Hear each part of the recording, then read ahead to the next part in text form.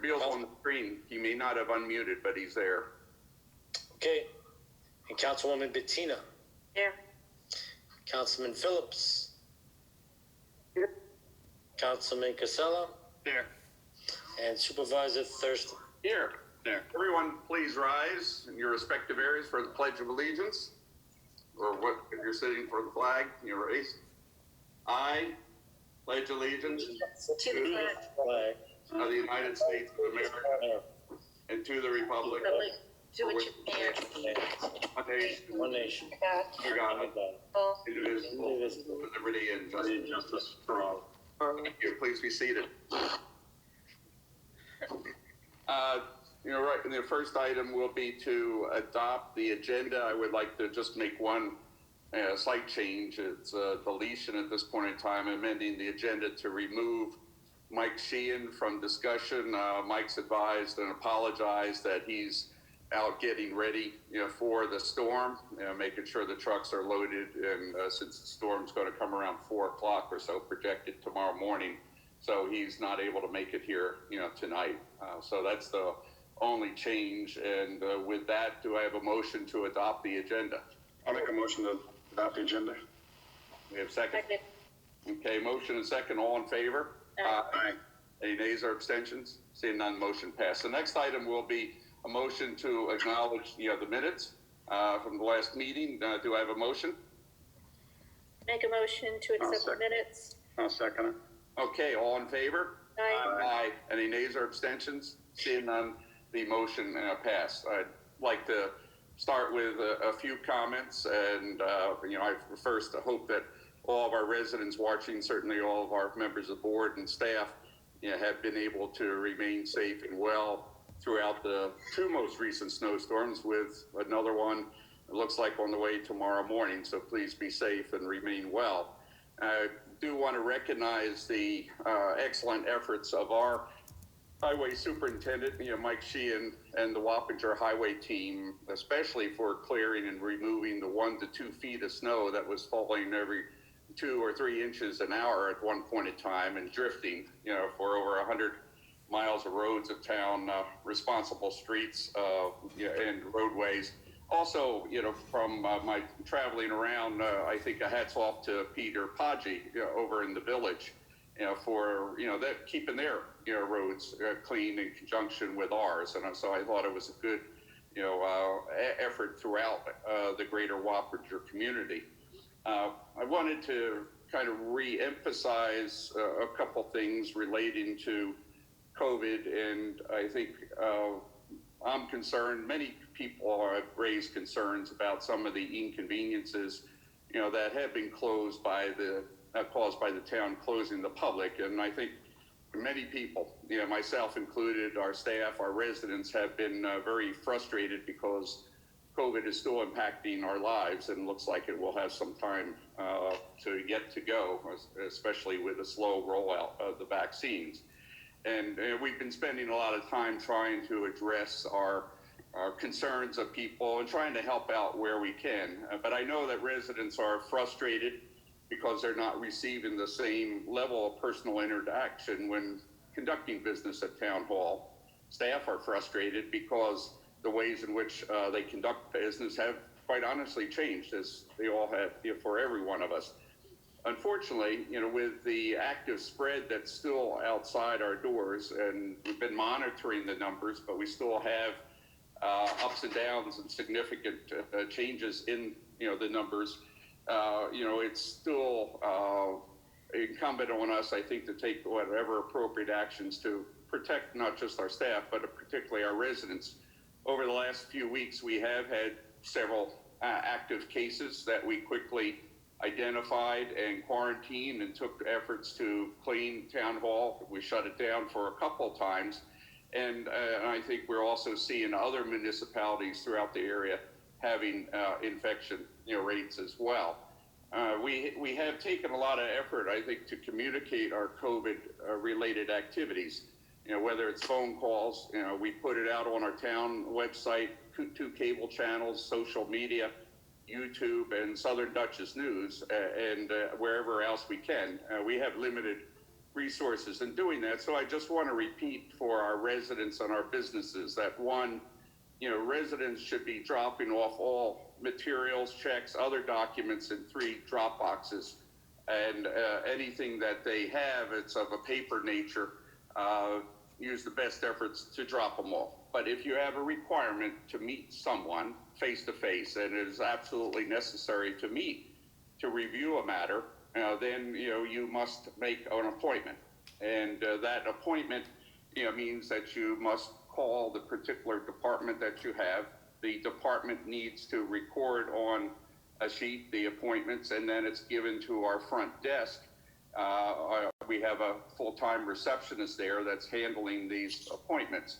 All entrances to the town needs to come through the north facing entrance. That's the side of the town hall with the largest portico that's facing Middle Bush Road. Don't come around and knocking on other doors, because we need to control, the manner in which people come in, taking temperatures, and also making sure that you're wearing a mask and doing other COVID things. So when you come in, you have to have an appointment. Just before you get to the building or in the parking lot, please call, the particular department that you have a scheduled appointment. We do have informational signs at the northeast and west exit or entrances of the town hall. I agree that some of them may need a little bit more clarity, so we'll be really tightening up a little bit of the language for people that have difficulties in even in reading, in the sense that their eyesight is poor. I think there's too much that's tried to be put onto each sign. Each department needs to leave the appointment list at the front entrance with our receptionist, and there to be no exceptions.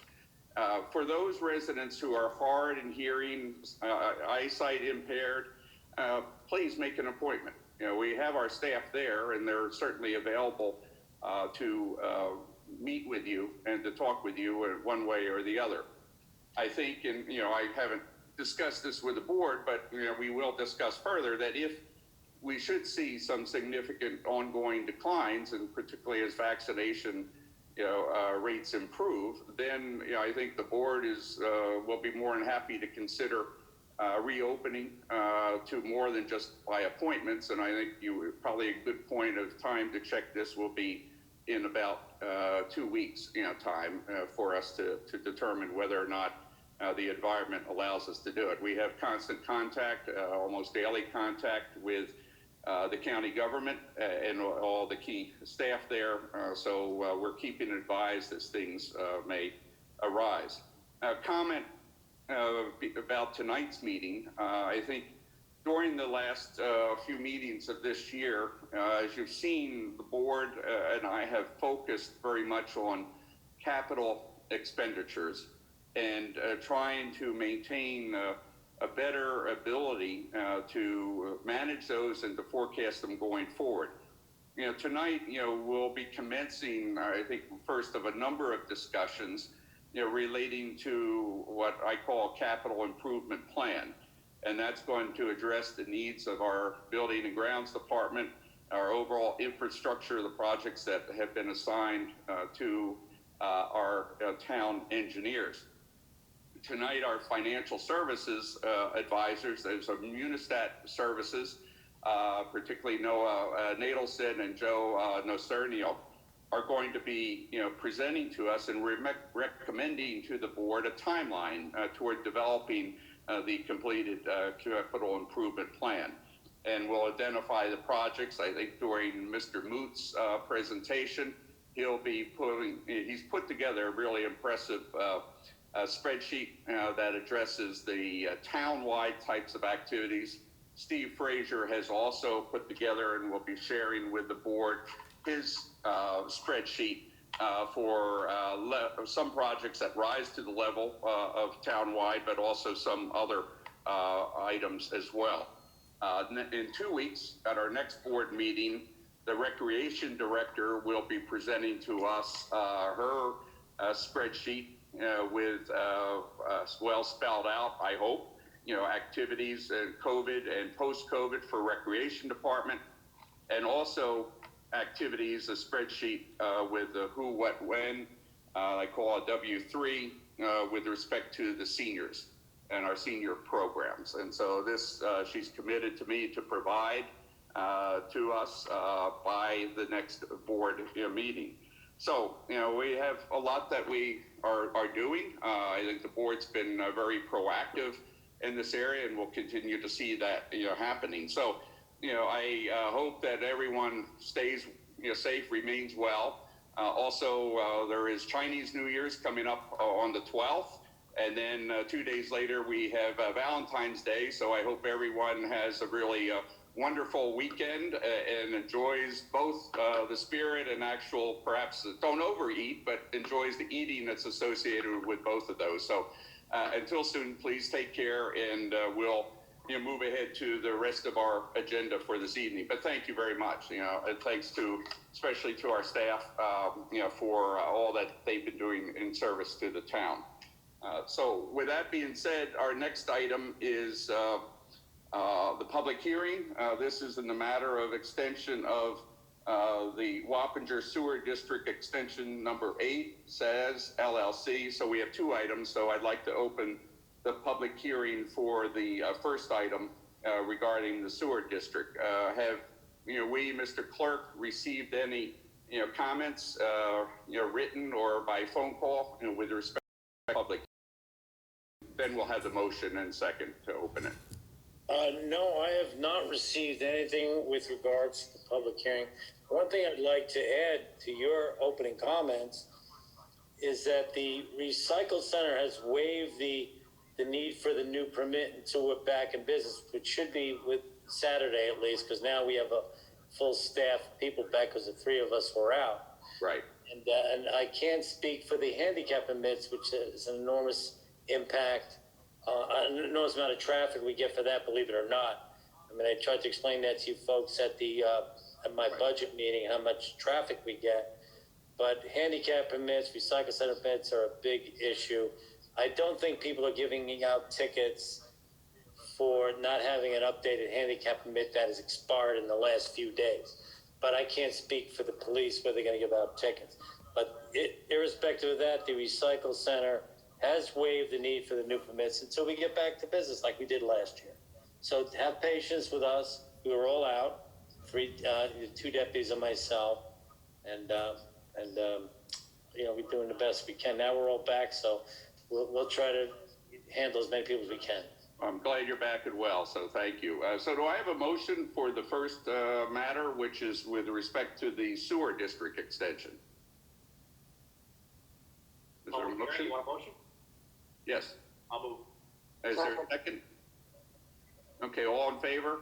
Aye. Any nays or abstentions? So does anybody have any comments that you'd like to make with respect to that? Seeing none, do I have a motion to close the public hearing for that one event? I'll make a motion to close the public hearing. Second. Second, all in favor? Aye. Aye. Any nays or abstentions? Seeing none, the motion passed. The next item is a public hearing. We'll have a motion to open it in the matter of the extension of the United Wappinger Water District Extension number 10-SAS LLC. Do I have a I'll motion? make a motion to open it. Okay. Do I have a- Okay. There's a motion second. All in favor? Aye. Aye. Aye. Any nays or abstentions? Seeing none, motion passed. Just again, double check, Mr. Paoloni, anything that's come in the last couple of minutes since we started talking about the public hearings? No, nothing has come in on either of those 2. Okay. Well, thank you. Seeing no further comments, does the board or anyone have any comments you'd like to make? Okay. Seeing none, do I have a motion to close the public hearing? So move. I'll second it. Okay, motion and second. All in favor? Aye. Aye. Any nays or abstentions? Seeing none, the motion passed. The next item is the public portion of the meeting outside of the public hearing. Do I have a motion to open the public portion of the meeting? I'll make a motion to open the public hearing. Public portion. Okay, motion second to open the public portion of the meeting. All in favor? Aye. Aye. Any nays or abstentions? Seeing none, the motion passed. Joe, Paoloni, our town clerk, did we get any comments with respect to the public portion of the meeting? No comments with regards to the public portion. Okay, thank you, sir. Seeing none, do I have a motion to close the public portion? Make that motion. Second. Okay, motion and second, all in favor? Aye. Aye. Any nays or abstentions? Seeing none, the motion passed. So the next item, that we'll have, which I've been looking forward to, quite honestly, is our advisors from Unistat will be going through a presentation. I don't know if you guys Noah are able to screen share or not, but Noah and Joe have put together a slide deck and some comments. I hope each one of you have received it. I included it in the packet, and if not, then please bear with us. But Frederick and I have been working on this, trying to get our hands better around capital planning and spending. And Noah and Joe have been very, very helpful in talking with us, communicating, bouncing ideas off of each other. And so they put together there's three things: a general framework. A second will be a timetable to putting together the CIP. And then third is also some numbers with respect to our debt structure. They've sent a lot more slides than I think Noah will go through today. We'll be able to discuss certainly now and into the future. But I'd like to turn over the floor to Noah and Joe, to give us a review. And I told them that they could spend up to an hour in the discussion because it's an important topic. It may not go that long, but certainly want to have a chance for also the board to ask questions on this important topic. So Noah and Joe, I'll turn it over to you, and then Frederick can also comment as necessary too. Thank you, Supervisor. Hello, everyone. Good evening. Thanks for having us. Good to see. We've met. Some of us haven't met, and there's some people that we haven't met yet. So, looking forward to working with all of you. Just for the ones that we haven't spoken to in the past, we are what's known as municipal advisors, and the core of our business is debt management. When the town goes and wants to sell their bonds, we're out there planning, marketing, structuring, and selling the bonds on behalf of the town. And we do that for a number of towns all over the state, and school districts and villages and fire districts, and so in conjunction with that, in our conversations with our clients, it's more what we're doing more and more of is capital improvement planning. We're assisting in the creation of capital improvement plans. I mean, for obvious reasons, but what really started off was, we have these conversations about doing forecasts and projections, and so we share some of it's a best practice, right? I mean, the GFOA, the state, obviously, NICOM, New York Conference of Mayors, or any of these state organizations, they recommend it. The state would like to see you do it. Their rating agencies would like to do it. But really, the number one reason why we're doing it is for our community, and is for is to communicate to the board, and so that the board can make informed decisions. I mean, we've seen it time and time again, where there's a need, or so one of the department heads might come to the town board looking for something, right? Whether it be equipment or building improvements or facility improvements, whatever the case may be. And it's hard for the board to make an informed decision without seeing impact. And what does it really do and to the budget? But we also have to communicate with the community, and that's and so regardless of what everybody else outside of our community would like to see us do, right? It's more for us, and it's more for this administration and for future administrations and generations, right? So when you start implementing formalized policies,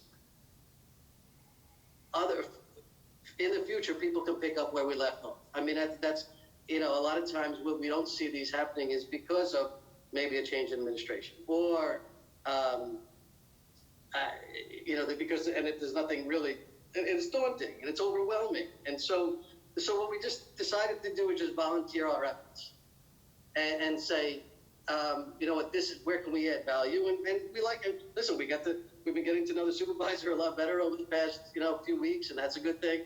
And I commend the supervisor for actually pushing this and directing us to do this. And I will say that I do notice, we do, tune in. We have been tuning in over the last few meetings, and there is a good camaraderie amongst the board, and it's really, testament to all you guys. So I commend you for bringing us in. Thank you for bringing us in, and we're looking forward to really implementing this and setting it up for the future. So I'm gonna just start off by, we put together two things, but please interrupt me. It can be a dialogue. I mean, we encourage a dialogue. If you have questions along the way, please, stop us. So I'm going to start off with let's see, hopefully this works. What do we see? Do we see our capital planning and debt management? Okay. First slide. Yep. Yeah, we can Okay, simplify it. Okay, good. So I'm going to go through this pretty quickly. Really just defining, right? What is a multi-year plan? I think the key takeaway there is identifying the needs and the funding sources, right? And one of the bigger takeaways is this is not necessarily commitment to fund any of these requested projects, but really just an outline so we can coordinate and the board can make more informed decisions. Next slide. Again, we all have just an inventory, and I noticed at the last meeting we were talking about a capital asset policy and taking an inventory of their assets, and look, this goes hand in hand. It's part of this, right? What do we have? What are we looking to improve? And that's this middle this middle bullet here is that we throw everything in there. It's not just something that we're borrowing for necessarily. It's something that we do as a matter of course. And in our annual budget, maybe it's from operating, maybe it's grant opportunities. My opinion, and you'll see. I mean, you look around. What's funny is you look around to see some of your peers and to see what they do. And because when we started off, we were trying to look for things that we really, really liked, right? And almost without exception, the three, after 3 years, it starts to get a little bit fuzzy, right? And it kind of peters out. The plan starts to peter out after year 3. And look, there are things that one can do, like so for instance, highway equipment and a road or a fleet management plan. Those types of things you can really look out 7, 10, 15 years even. But some of these other projects that we talk about after about 3 years. So we like to start with the 3-year time frame. And once these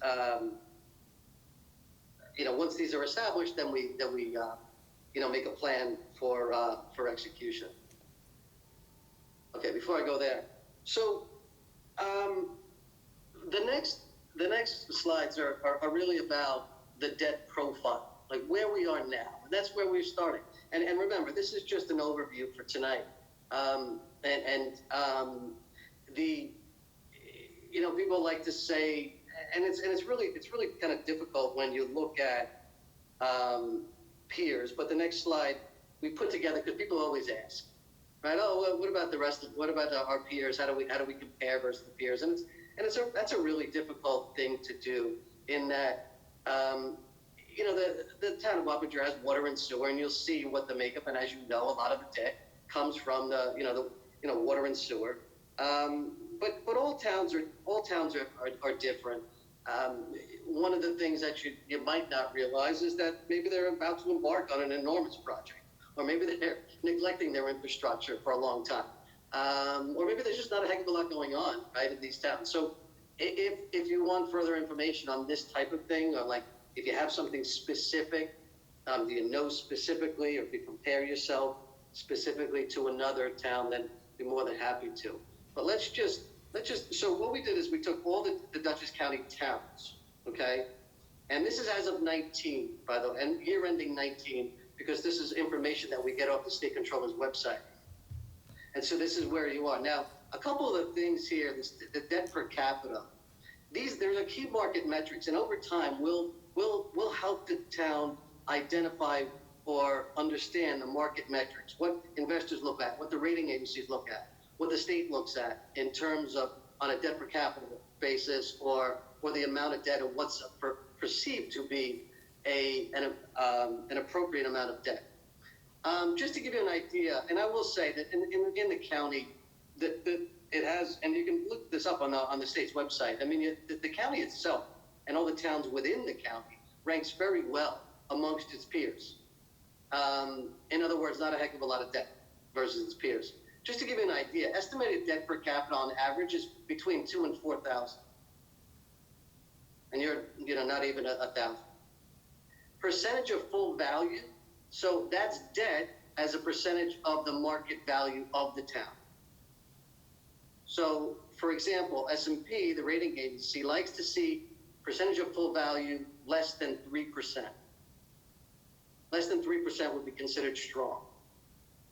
So as you can see, and most of your peers within the town and within the county, and this is then, keep on going here, all kind of fall into a nice appropriate, range where no one would look askance at these values.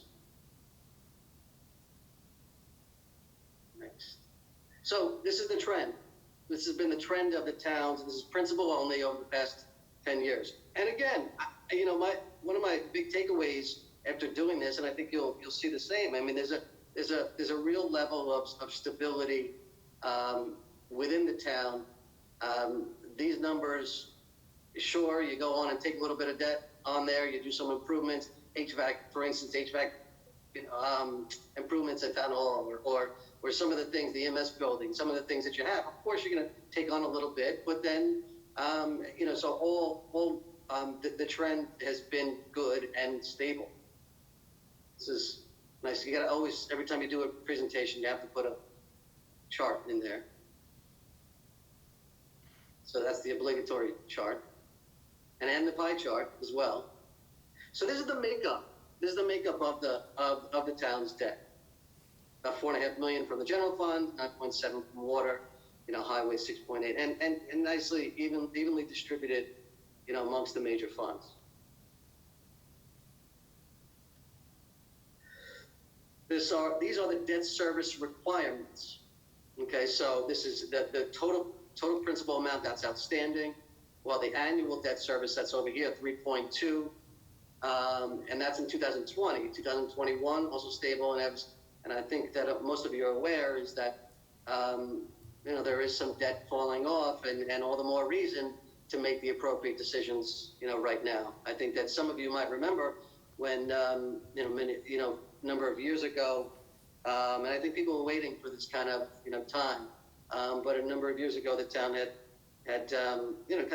run it up to a point in which, and listen, I came in and I basically scared everybody and said, look, anything that you do now is going to have an impact. And so, and the town over the last few years, and again, it's not like it did nothing. It just took a really, really measured approach and disciplined yourself over the last few years. And, again, we did the EMS building. We did $2 million in road improvements. We've done the improvements at Town Hall. You bought some equipment for highway.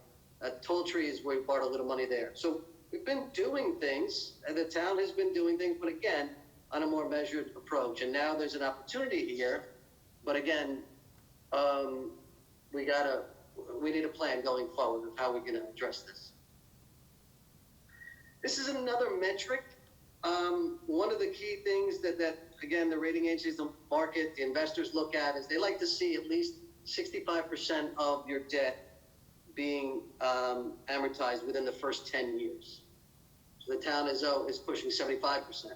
So again, just kind of as an overview, the town has a very strong debt profile. I will say sometimes, judging by the understanding that there are water and sewer projects on the horizon, those tend to be financed, and rightly so, over a longer period of time. So I don't want everybody to get too hung up on the speed of amortization. When you have longer term assets, water and sewer generally have what's known as useful lives of 30 to 40 years. Those things, might be, and we'll make those decisions as we go forward. But, this is the balance that we're going to kind of strike going forward as we put together the plan. Okay, anything now? I have the breakdown, and I wasn't going to go through the breakdown by fund, but they're all there as part of your handout. I didn't want to. Basically, it's just breakdown by general sewer, highway, and there's multiple sewer districts and sewer funds. And so you guys, you can look at those at your leisure. Anything on that so far? Okay. I will go over to this timeline. Okay. Does everybody see my timeline? Yep. Yes. Okay, good. So we try to put something together reasonable. Again, it's going to be, we're going to rely on a number of, we're going to rely on department heads. We're going to rely on the outside architects, engineers, auditors, the town attorney, hopefully a liaison from the board, Frederick, the supervisor, and so there's going to be, we're hoping to gather up a lot of people, and obviously this was fairly easy getting together with Zoom. I turn that off. But I wanted to put together a reasonable schedule, and I wanted us to know that we can, complete this. We can go as fast or as slow as you want, but it's definitely getting done sometime this year. And there's no doubt that going into the next year, we're going to have, together with the operating budget, we're going to have a capital budget to submit. And so that's tonight. We understand where we are, debt profile of the town. We understand that there's a need for the capital improvement plan. The supervisor talked about Tim Moot and Steve Frazier being here to talk about some of the projects that maybe are on the horizon. We've bounced a few things off each other. I understand that there's some of the big infrastructure projects that are coming up. And I'm looking forward to working with all those and gathering all that information and trying to be the quarterback, or at least, if not the quarterback, the running back or wide receiver. Somebody on the team to help you guys, to steward, kind of shepherd this through. So over the next, as soon as we're done tomorrow, we'll probably reconvene with the supervisor and Frederick and say, okay, let's put together the team, and then start to set up, and that is in the month of, and probably before the end of this month, but really start to get together with the working group and just throw it all out there.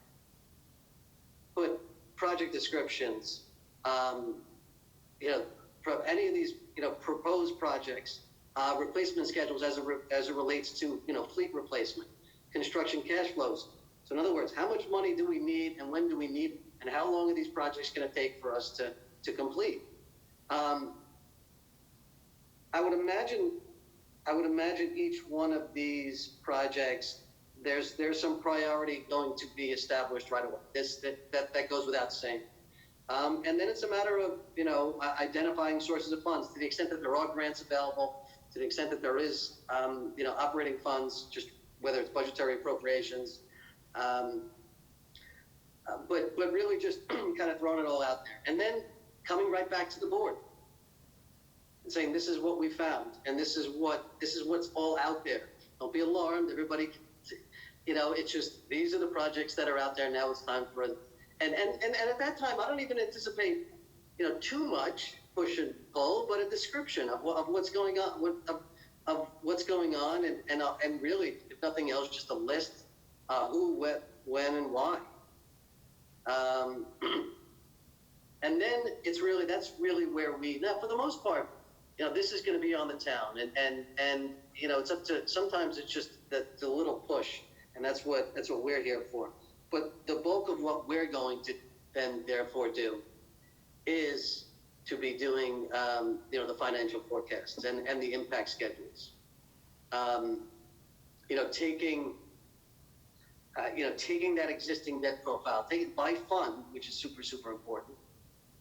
Taking each fund and then layering in and then identifying what kind of impact any of these, projects are going to have on the funds, and showing a projection. And it's going to, the idea is to keep it simple. I don't want to create a master, because we're going to be doing this every year. The town's going to be doing this every year. And often, see, we work with, we do the village of Deering Harbor, which is on Shelter Island. I think it has 12, full-time residents according to the census, to the town of Hempstead, which is the largest town in America, which borrows anywhere from $50 to $100 million a year. And they can't now, on the large, these annual issuers that it can't be done any other way without a projection, without a forecast, and a multi-year forecast, so that we can really identify the impact that it's going to have on our budgets for the next 3 to 5 years. We can't make any decisions any other way. And so, to the extent when we do have budgetary relief, that's another thing that we have to really identify, or really take into account, is that money can only be spent for capital. Ideally, we'd like to try to put, some things in the operating budget, maybe not have to borrow for everything. Longer term assets, sure. But, these are the types of things that we're going to be doing. And again, come right back to the board. Say, this is where we're at next. And so whereas it's a nice, easy process where we're just having, 15, well, I say that March meeting is probably going to, or the April meeting might be, that might be, take some time. But, we're going to this is just the first time is going to be a heavy lift. But going forward, it really shouldn't be. And these meetings, if we make them as a matter of course, then we're, everybody's going to understand what it is that we're doing, and it shouldn't, be too much work each time. So at that point, we should be able to draft something up, and we should have that capital improvement plan in place. And to the extent that anybody wants to move, quicker on this, of course we can. But we should be able to, and it's not going to be some big thick book. I mean, it's going to be something, again, that is manageable, that we can update on an annual basis. I guess something to keep in mind, right? This is always, when it comes to bond resolutions, or anything that the town wants to do this year, we always have to get those bond resolutions in place at least 60 days prior to borrowing. So I kind of threw that in there. I don't, but the town has kind of been on this late summer, early fall kind of borrowing schedule, which I think works out really, really well. I like that. I mean, there was a time when the town was borrowing twice a year, and we got away from doing that, because really a best practice of what we see being done is that a capital improvement plan is adopted, or a projection is adopted in conjunction with the operating budget. And bond resolutions are adopted at the beginning of the year so that the town can start working on these projects. And you only adopt for that which you reasonably expect to achieve in a given year. And to the extent that, now there's going to be stragglers, there's going to be emergency projects, but we should know what we're doing. In 22, we should know what we're doing. in 21, we should know what we're doing too as well. But I'm saying that there's no reason why we shouldn't have a reasonable expectation of what we can achieve in the coming year, and that this plan or the forecast, will outline that for us. So, Noah, thank you, and I'll open it up to more questions. I would add that we may this year have to take an interim approach, as we transition to, I think, your proposed approach. And the reason being is that we need to make some decisions fairly early on with respect to highway funding. Highway, as from past experience, the roads will start to be repaved where we need it, in the late spring time frame. So there's probably going to have to be some borrowing with respect to that. There may need to be some other capital equipment, although again, we can look at where we perhaps first, as we've done in the past, spent some cash for some of that, or borrowed from some of the funds, and then with the idea of what we've done in emergency services building, repay that with a debt service later on. But I think the highway is going to be the most pressing, because we have this 284 obligation to go and get that confirmed fairly soon, and Mike Sheehan's going to need to be ordering the asphalt for that. So, but I'll open it up to the floor. Please, all the board members comment on what's a very fine overview, high level at this point in time. So please raise your hand and go ahead. So I'll speak first, Dick. So nice presentation. Thank you, Noah. So one of the things I'm looking at is, as we look at this, we asked for the 3 to 5 year capital project, but I think this is the right thing to do. We need to look ahead. As Dick said, though, we do have a number of big projects out there that we got to take a look at. 284 as an example for the highway is certainly one. Probably some trucks for the highway department. We're going to need to look at those. They're expensive. They're $250K plus.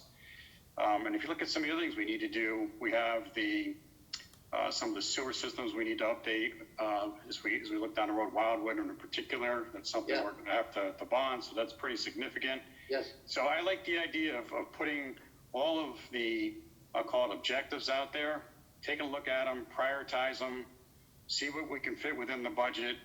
This is probably a good time to bond when we're bonding at 2% right now, which is probably we expect that probably to go up at some point in time as inflation starts to rise. But I think that, this is a good proposal. I think your timeline's a little aggressive.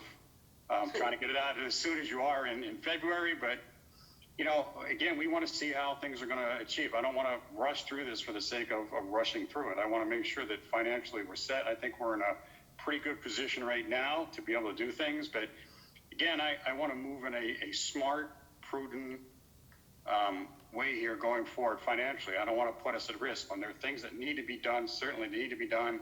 We don't want to have to do stuff where all of a sudden it comes out of the wood and all of a sudden you have to do it.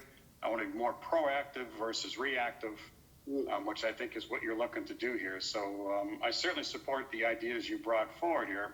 But again, I want to go at a pace that I think makes sense for the town, keep us financially sound, because we don't know how COVID is going to react as things, down the road. We're assuming it's going to get better, but to the extent that it doesn't or it stays as is, we want to be smart, prudent on how we approach this. So again, I like your plan. I just think it's, in my opinion, I think you're a little aggressive in some of the things you want to do, but certainly it's something we should try to do this year, not necessarily in the early time frame that you're looking for, but certainly meet with department heads. I like to be on board as one of the members. I do have a financial background, and I'd be more than willing to be part of that group there that moves forward with that. So just a couple of my comments. Thank you. Thank you.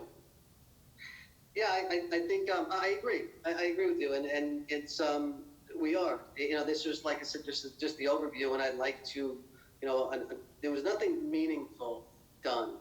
This is, and I think, like I said earlier, there is a good vibe when I watch the board meetings amongst the board. Everybody, seems to be very, very respectful and defer to one another, is looking to help. And the supervisor did say that, I know that he said he would like for you to help, which is great. And that's it. I just, and we're more than happy to help, and volunteer our services so that, we can, help you guys, push it along. So take as much time as you need. And, of course, there's going to be project updates as we go, right? Sure. And that's just, this is where we are, and this is, just keep moving forward. And as you said, Tim Wood's going to give us a project update later on in the night, so in the presentation. So that'll be good. So we'll get to see some of the updates there, which is going to be very, very helpful. So, hopefully we'll get that 3-year capital plan out there so we can see what it's going to cost, what projects we want to pick, what makes the most sense, for the town and for the residents. And that's what we'll do. So thank you again. I appreciate your time. No, I thank you. And I admit, I do have the easy part. This is the easy part, really. You know what, Councilman Beal, help me understand the context of the presentation. Are you currently contracted with the town of Wappinger at this time, or what's the status? Well, we get paid when the town issues bonds. So we've been advising the town on its bonds over the past several years, and then also one other thing that we do for the town is what's known as annual disclosure.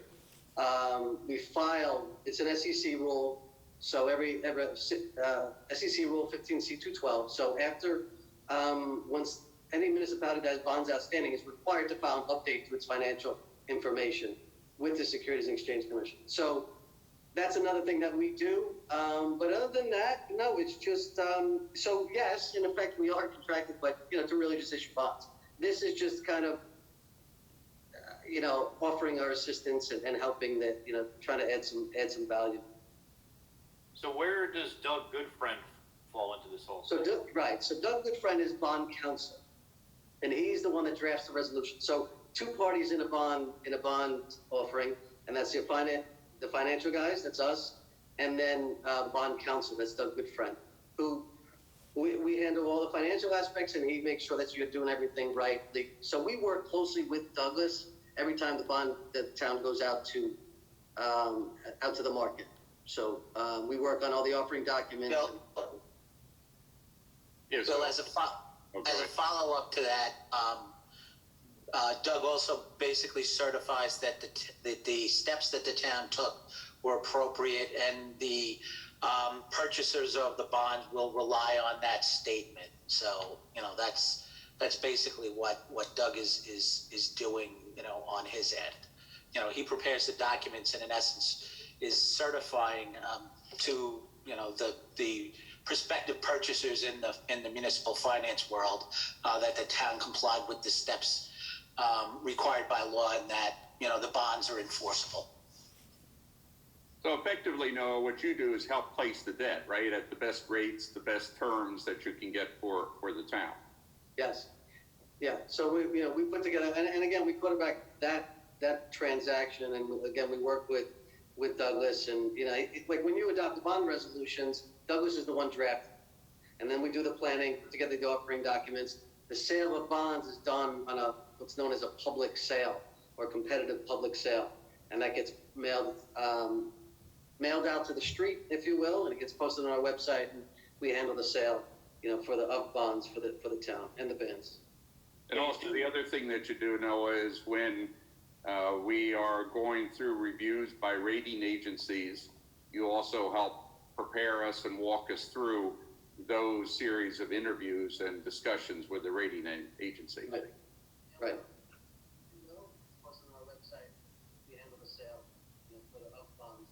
So other questions or comments, please? Welcome. Anything?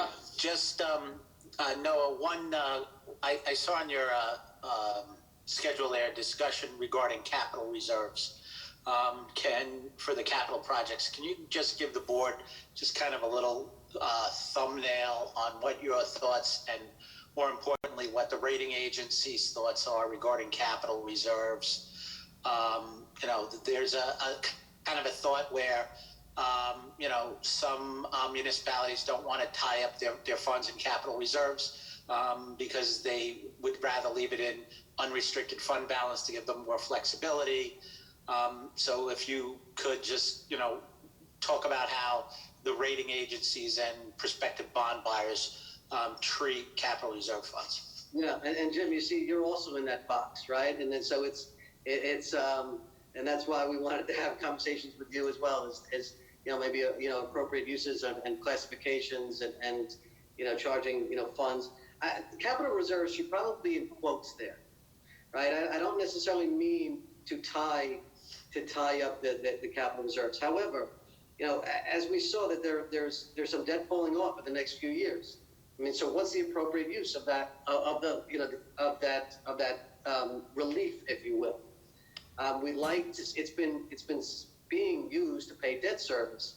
So what we'd like to see, to the extent that we're not going to backfill that debt service this in the 22 year or the 23 year or any time going forward in which debt actually falls off, not use that for any other purpose other than debt or capital purposes, right? So that's the mistake. It's funny with the tax cap. It was like one of the unintended consequences. We have a lot of little villages that do not because I remember people asking, how is that going to affect your business? Well, in some cases, some villages, smaller towns, were allocating money for capital as part of their operating budget. Let's just say they did $500,000 of equipment every year. When things got tough, they started taking that out of the budget and using that for maybe we shouldn't buy that piece of equipment this year. Maybe we want to keep the tax rates stable and maybe we have to use it for health insurance. Or once you take it out, it's gone out of the budget. And so then you have little places calling us up and borrowing $300,000-$400,000 at a clip where they've never borrowed before. And so the point is, when that's, like I said, it's more of it's quote unquote accumulating capital reserves. It's not necessarily restricting it. I don't know that you necessarily want to, but just having a discipline in which saying, let's not take that out and use it for other purposes. Let's maybe we can set that aside again internally, right? Just internally, it's still going to be unassigned. Once the rating agencies, and if it's not like just like some restricted capital reserve, it can only be used for that purpose. Maybe the rating agencies might not have. They'd like to see you have. Listen, the rating agencies like to see you squirrel away money and tax people. All right, so there's an inherent conflict of interest between what the rating agencies want to see and what we want to see, or what we want to do and what your taxpayers want. But I think it's just really identifying. I think, but if you have, again, it's up to us, and the supervisor has done a good job of this in the past, articulating to the rating agencies what our plans are, and even if it's done informally at the board level, with an operation of intent. That's all. We're not codifying certain things necessarily, but there's an intent, and it's all going to become part of the narrative, in terms of this capital improvement plan when we're putting it together. So next year, or any kind of ensuing year, we're saying that the X amount of money is going to be set aside, or our intent is to use this, for this capital purpose. And so, to your point, if you take the capital out of the budget and you don't put it back in, that's one of the unintended consequences of the tax cap. In the past, you could take $500,000 out of your budget and reduce your tax levy that year, and give a kind of a bonus, if you will, to the taxpayer. However, on the tax cap, you'll forever lose that $500,000 and you don't get it back. So, it works both ways. It works your tax rate. It's a cap on how much your tax is going up. But on the flip side, it's also a cap on how much your tax is going down. So one of the things you want to look at, I guess, is you have a run rate analysis is kind of what you're looking at. So you're saying that, as an example, if you have $3.2 million in debt, you're going down significantly in, say, 22, 23, and 24. What you don't want to do is you don't want to lose that, because you want to be able to provide services to the residents. But once you take it out, you can't put it back in. So again, you want to kind of keep your run rate analysis out in years, pretty much flat, but you're still doing a lot of services and things for the residents. And I think that's what you're trying to say. So yeah. Don't forget it.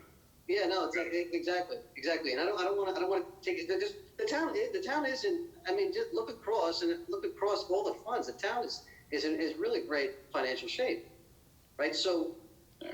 and so you've been able to operate and provide a level of service, provide that quality of life, provide public safety, pave roads, do all those things with that 3.2 million in the budget. So, if there's an opportunity here, to really do things, but it can go away pretty quickly too. We can also backfill that. I know we don't want to do that either. We want to have that, that plan kind of going forward. That's all. Yeah. And one of the things that I've been stressing and discussed also with Noah, and why we also have Tim, providing us with more detailed analysis. As we know, when debt comes off, particularly that has been used to fund 20, 30 years ago sewer replacements or water line replacements, that may also be an early warning that we still have to reserve some to do more, replacements. As we know, we have more, problems with leakage and so forth. So we may also have to reserve some portion of that amount to continue, let's say, with I&I, type of issues, or, Watch Hill or some other area that might have an older system. So that's also what I've asked Noah to help us walk through, that sort of methodology, so we don't, miss something or don't assume we have more than we really do. Yeah, you want to look out for your asset life. So once your asset life gets to a certain point, if it's 20, 30 years and you start getting close to that, you're going to have to do replacements on it. So again, another reason to kind of keep your, I'll call it your base rate relatively flat, so you take that into account, because you're going to have to pay for it down the road. And if something breaks, you've kind of got the money there ready to go. And or we have a tough year, which our board had experienced, and Councilman Beal specifically, Bill Beal had back in 2009, that time frame when other extraneous factors come and just, it's a double whammy. So we want to be careful of anticipating. No, you can't anticipate that sort of thing, but at least planning so that we don't have too much of too much in the hole, in case that should happen. Any other comments at this point in time? We'll certainly know, just have more discussion internally and then figure out how we do. But I think we will, create, the team that you proposed and look at it. And I certainly welcome Councilman Castella's, participation with his background, and then we can, get some other, people lined up and keep you advised. Yes. Good. Okay, anybody else? You feel free, please stay around for the presentation, the stellar presentation, and then the dartboard that he may become, Mr. Moot, and what he's going to do. And speaking of Mr. Tim Moot, since if there's no other questions for Noah and the team, then Just a question. Okay. Was that document that you shared on the screen, was that provided to us? I found that interesting. Yeah, it was in your packet, Bill. Okay. Thank you. And if you don't have it, then I can resend it to you. Appreciate it. Thank you. Okay. Okay. I'm going to stick around and listen to Mr. Moot. I think we're going to be. Yeah, please do, and also, Mr. Frazier too, if you wish to stay around as well. That may be quite useful. Tim, I'll turn the floor over to you. Thank you. Supervisor. Good evening, everyone. Noah, Joe, nice to meet you via Zoom. I'll start sharing with the infamous capital project spreadsheet. Everybody see the spreadsheet on their screen? Us older people, a little bit tough, but that's okay. Well, I purposely keep the print small, so don't worry about it. But this is basically a multi-function spreadsheet we put together a few years back. It's always draft. It's a living document. We tried to basically categorize projects relative to facilities, parks, water, sewer. There's some other utility work. There's highway, and then there's miscellaneous town code updates and whatnot that we're constantly working to update. So it's an overall to-do list, if you will. We talked about the 3 W's. It kind of assigns people within CPL who the project managers are.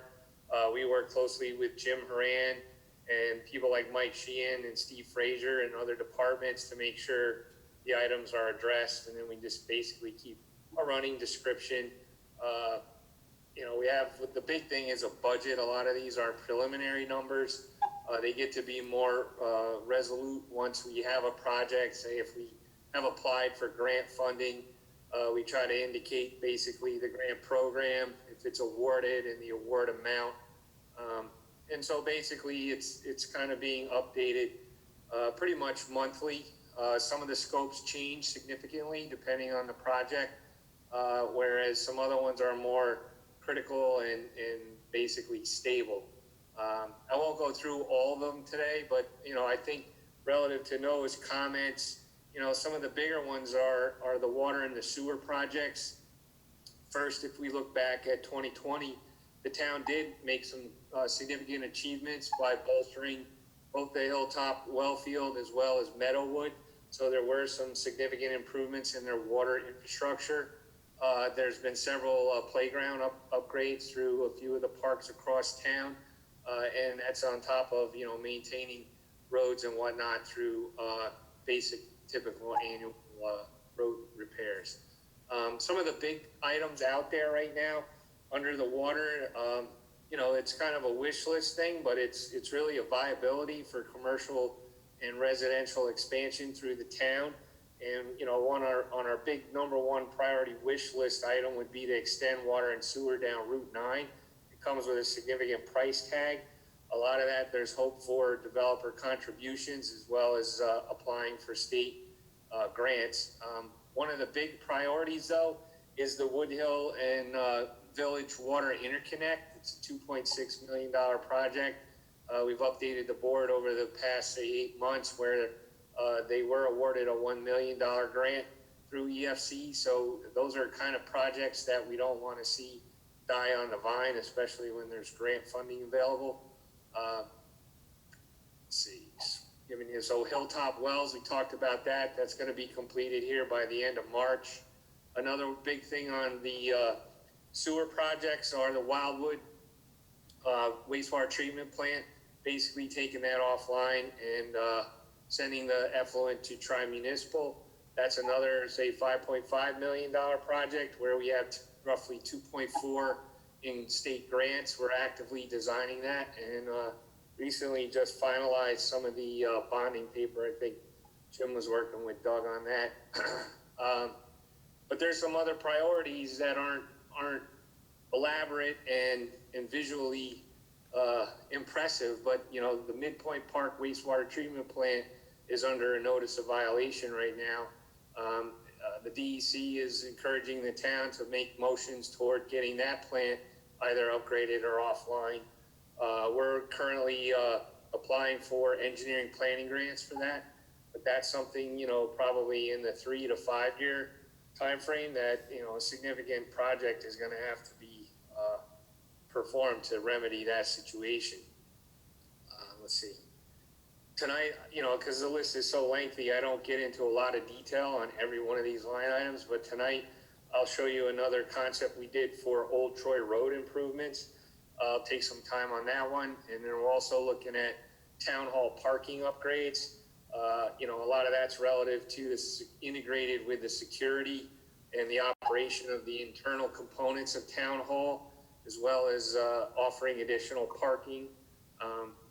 And basically, Randy and Kevin spoke last meeting about a memorial upgrade, so I'll show you that concept. But bottom line, and again, this is a very fluid number, but you're looking at basically $71 million worth of projects if, in fact, all these were to come to fruition. And that's not a hard number that comes out of the town. I mean, that doesn't take care or is not decreased by any sort of offsets by grants and things. So that's the quick overview of the capital projects list. I think tonight Steve's going to talk a little bit more in depth on the parks, and we can get into that. And then I'll stop sharing and switch over to Old Troy Road concept real quick.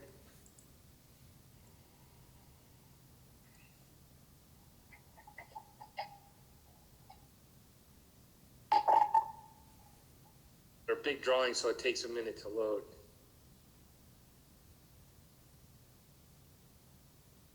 So again, the concept here with Old Troy Road, and it's still loading, but basically It's a very narrow one-way road. Can everybody see the concept plan now? Not yet. No.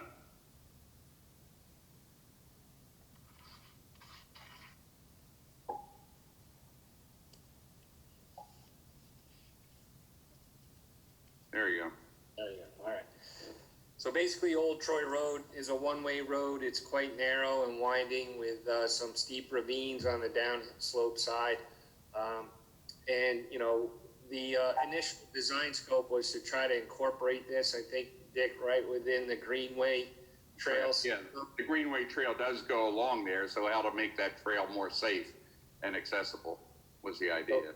Right. So that by adding pedestrian walkway through here, you know, adds a certain amount of dollars to this because we're going to need to basically widen the road based on the terrain. There's going to be a requirement for retaining walls. These red lines here would indicate retaining walls required to hold back, you know, the embankment there. And then ultimately the intent was, you know, through the LWRP, the Local Waterfront Revitalization Grant Program, you know, we put in for creation of sort of like a kayak or, you know, canoe launch, not a motorboat launch, but I think the county owns this property. Right. And the intent would be to not only integrate the Greenway Trail, but also have some sort of water access to the creek, which would obviously go out to the Hudson. It's right now on the books, we're looking at a concept plan, you know, that would include some of these walls in the detail here.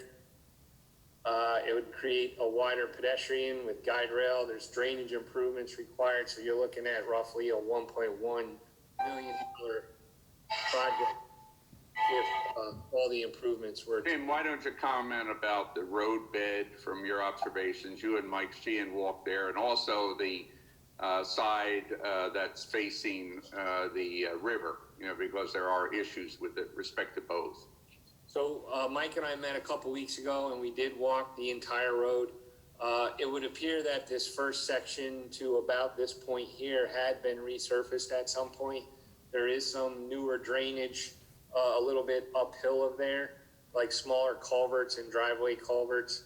But once you get to about right in here, can everybody see where my hand is? You know, the terrain really drops off. It's a very steep, unstable slope.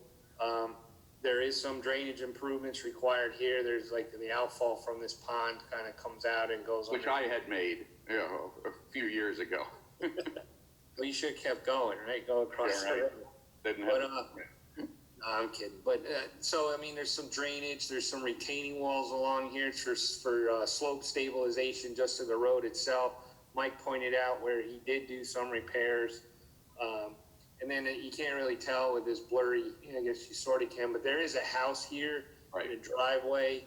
So drainage naturally wants to just flood into that house, but the road has a pitch to it so it's sort of back pitched away from the house. There's an asphalt gutter there, or asphalt curb. But I think along this area, not only would it require the wall, but some drainage improvements to help protect that property. And then as we got further down, it seemed like the worst part of the road, you could say if you didn't do this whole conceptual project, that maybe the focus should be from the lower end back to a point up in here where again, you see how tight these contours are. There's significant slope problems in there as well as drainage. So, you know, it's a work in progress. Again, if there's no grant funding, I think, you know, there's some scope that the town could encumber, you know, maybe about a third of that $1 million to make some concrete sound foundational improvements to the road. Central Hudson was recently doing some work in the right of way, and, you know, Mike noted too, and they need to regrade the ditch in this area because right now some of the water coming off the hill is bleeding onto the pavement. So that's a minor. Winter time is a problem. Right. Winter it's a problem. You got it. And also the road bed itself is, you know, is cracking, right, from the freezing. Yeah, you can see again with the tight contours. Oftentimes when the slope begins to fail, it starts to slough from underneath, and you can see the stress cracks in the asphalt. That would indicate that there's some minor subsidence going on in there. We have about 6 residents along that 5. There's 6 houses in residence there, you know, along that, you know, side of the road on both sides. You know, one house on, you know, kind of the east side, and then I think 4 or 5 on the side facing the river. So we do have resident issues that need to access that road. Yeah, they're very close to the road. Yeah, that house on the east side is basically right on the shoulder. It's one of the oldest houses in the town. Yep. And that's always been a concern relative to how close vehicles come to that house. Yep. I think it's- Now, this would fall under a local waterfront improvement grant. Well, we tried. We put in a global grant that we didn't get accepted on the last round, and that was 2018, or 2019. 2019. So with COVID, there wasn't another round that I heard of. So I think we would want to reapply for this when they open it up. Yep. The LWRP grant monies, that pot originates out of the New York State Department of State, and the numbers in that pot are not the largest of, you know, the funding that's available. So that's not the biggest grant program. Typically, the grants are in the neighborhood of about $250,000. Oh, the one that we applied for was that, you know, was 225,000, something like that. Yeah, I mean, that's the typical grant. I think that may be the maximum. Might even be more of a study. Yeah. Yeah, I mean, there's a study for the LWRP, but even for projects related to it, and it always seems like Scenic Hudson always gets a good chunk of that for a lot of their projects. So, I mean, if the vision worked for the board, we could look at it and doing it in phases, recommending staying away from the walls for now, because that's going to add the most cost. And then as Mike and I discussed, it's like, you know, you don't want to do something now and then later go back and redo it because now you got the. Right. Yeah, we're gonna have to take a look at that. That park idea at the intersection with the Hamburg Road, I have brought that up in the past. That's actually where the bridge used to be before they put the new bridge in. Yeah, you can see where the bridge used to be right there. Mm-hmm. That site was the original Drake's Drawbridge from like 1820, I believe. So, you know, there's a good bit of history there, but it was interesting. The bridge, that was a bridge that became free after it was paid off. The other interesting thing about that crossing is that the town line's not in the middle of that bridge that's existing. The town line is actually based on where the original land was before they built it out. But that said, I do think the concept of having a kayak or canoe access point there is valuable. And how we get to that point may not be this particular approach, utilizing, you know, rebuilding the road. It may be a separate and distinct project. But I do think it's worth exploring as a more of like a passive recreation kayak point, which could be grant accessible, depending on what types of grants are available. I think that, you know, it's county property already, and we know what happened when they did not block that road off. People started dumping down there. It looks like that's been corrected, but the best way for us to make sure people don't dump down there is to actually use it. Right. No, you're right. And Bill, you know, the other thought, you know, my thought on it here is then that helps us connect with Chelsea, so that you could have a beginning end one way or the other for kayaks, at least with our town, you know, along the Hudson River, you know, is another aspect of it. And Agreed. that's a project I think Scenic Hudson might, you know, sign on with. So Well, there might be some. Across from there in the town of Poughkeepsie, the area that is adjacent to the Wappensher Creek, Yep. on the hill there where that old cemetery is, I think Scenic Hudson took that over from, I want to say the Autobahn. Yeah, it was Audubon Society. Yeah, I think Scenic Hudson took that all the way up to the bleacheries, so there might be an opportunity there because it's almost contiguous, almost. Right. And on our side of the property, I talked with Alex Reese, and he's interested in working with us on, you know, because a lot of that land on our side of the creek is his family's property. But Yeah. he's been working with us, and there's still some, and you know this probably better than I do, Bill, or Jim does, there's old piers out there that used to be actually boat piers and some other facilities on the upstream side of the bridge, you know, that you were just pointing out. So, you know, there is real interest, and that ultimately could be connected to our Reese Park, you know, just further up the street. So north on the creek, is what used to be called Foundry Point, where there's actually a barge that burned back in the 70s. That's I don't know how it's even possibly still sitting there, burned up. It is. That is Alex Reese's property on the west side of Creek Road. So yeah, we should have further discussions about the possibilities there. I think there's definitely some options to be explored. But I would say, Tim, you look at this in phases. I think the park part of it and the kayak, is a separate aspect of it, as the councilman has said. But then I think as to Old Troy Road, we should be looking at the most serious part of it, which is that lower part as it going into New Hamburg Road, as you pointed out, right, where we're seeing the stress cracks and the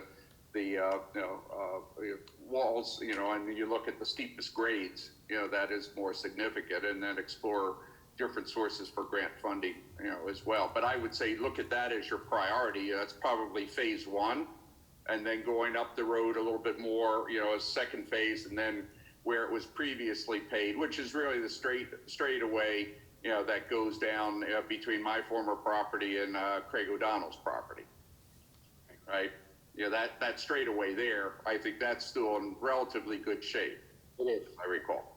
That one more question on this, Dick. That former, I don't know if it was a dam or if it was a waterfall that was on the opposite side of Old Troy Road. Right. Is that on private property or what is that? I never know. I asked, and I don't think it is. I think that somehow, whether it's the core easement or something goes up, it's a concrete waterfall that goes down. It might be MTA. I'm not sure who's got it, but maybe MTA. Yes, could be. But the water obviously does drain that way, but clearly that waterway needs some attention too. Well, it's really filled in. It's cluttered. I had thought of it, but then that was awful big task to do. So yes, and when we were dredging our pond, which you can see in the lower part of the picture, I had to talk with the Army Corps. Army Corps also has something to do with over in that area. So we just took care of our pond and a little bit up to where the road goes, when I mentioned cleaning it out. But yes, it's a pretty area, going down on the other side. Yeah. So That property is owned by Conrail, so it's railroad property. okay. Very good. Thank you. Thanks, Tim. Why don't you move on to the town hall, parking lot and that whole concept. All right, just bear with me. Again, this is just very early, conceptual, discussion, but it's related to what I had discussed, earlier with the board about creating a one-way flow around with one separate dedicated entrance and one separate, exit, to avoid some of the traffic issues, the accident issues, and some other things related to that.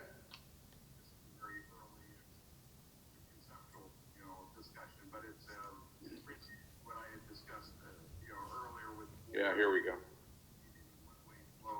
So, working with Steve and Dick and Randy and Kevin there's a bunch of feedback, and Joey Cavassini gave some ideas here. So the overall concept was to provide for a second entrance out onto Middle Bush Road.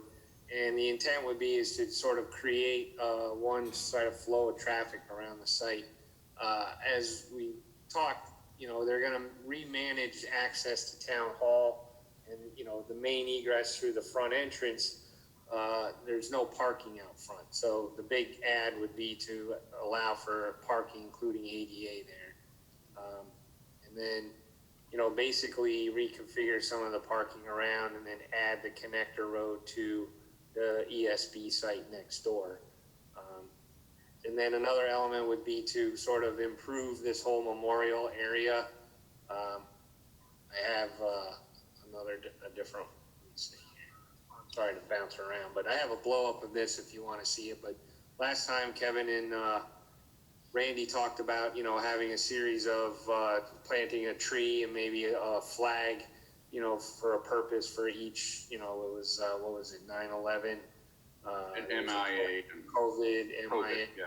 COVID. There was going to be an addition of a cannon and then a new dais, so that I think, you know, you guys did the 9/11 ceremony out by Route 9, but this would allow for maybe a little bit more intimate venue there. So Veterans Day there, you know, we do certain events there, so it would make it more manageable. But I think the most important thing is the flow and go back, go out, because we talked about the one-way flow going in the back, but also in the front, so that then you would have in the logical diagonal parking, spaces that, would keep that flow consistent going around rather than a haphazard approach that we have, right now. And then also, I think, Tim, in your design, the parking spaces that are to the right of Town Hall but facing east, those would come out, right? So that we would have a better grounds with respect to some seniors activities, the little gazebo and so forth, right? Or not? Are you talking in this area? No, yeah, the other area, yeah, right there. We kept it in there, but that Okay. certainly Okay. could come out and you could take a piece of this, I mean, we maintain where the gazebo was, and there's still like the green spaces. Okay. Well, anyway, and as you pointed out, the other important part is the connection between Town Hall and the ESB. Right now, it's a small little asphalt path that actually is depressed and gets mud, snow, all sorts of stuff, and it's hard to walk from one building, to the other. This would be a wider place that, in fact, vehicles could go if necessary. Right. So Tim, what's the cost of this one, We approximately? have it at roughly $1 million. It's coming in now at $975,000. So two projects tonight so far, 1 million for Troy, approximately 1 million for this. So, can we talk about doing this in stages? 2 million seems like an awful lot of money to be forking out when we have a whole bunch of other major projects we have to do. Right. So So we're looking at. we can break this up into phases or priorities. I think if you look at the integrity of the pavement, it's rough. It isn't completely shot except for in this back corner, and I think a lot of that's just because of drainage that comes from the wetland and gets under there. Another problem that we often run into, and why we've presented the whole project, is when you start to look at the curbs and sidewalks around, some of it's in pretty rough shape. So if you were to say, okay, well, we'll replace the curb over here or the sidewalk over there, at the end of the day, you have this like nice new parking lot, but you have like hodgepodge repairs here and there. So again, we can certainly fine tune that. We could pick priorities off of this. I mean, there still needs to be coordination with the county to even allow, if this is just a concept, but to allow the second entrance. A preliminary idea was to widen this one.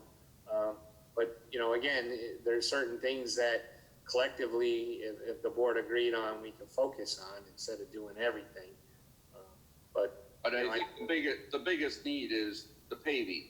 And as you know, we got Mike Sheehan to put in temporary patches in some of the worst areas to at least get through the winter, because it was creating hazards for tripping, and in fact, twisting ankles. So we have a deteriorating, parking area that would probably have to be, phase one. Right. So that's what I wanted to make sure, Dick. I want to make sure we could do this in phases instead of all at once. Because again, No. Well, I don't think the intention would be all at once, unless somehow we would get. safety is always the first thing. Maybe Al, if you were to donate $1 million to us, then we could do that.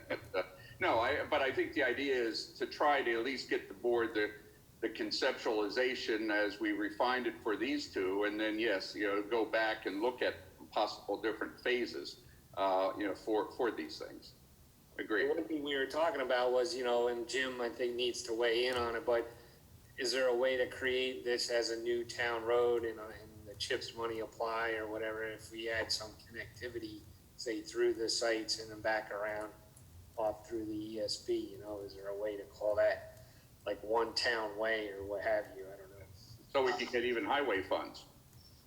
You know, Yeah, I mean, we could look at that issue. I mean, as far as using CHIPS money, I mean, we're looking at typically around $270,000 a year for CHIPS money. So, I mean, we can always find money, I mean, I don't think we'll be in a position where we would use CHIPS money for this, but, we could theoretically make it a town highway, I would suspect, and then,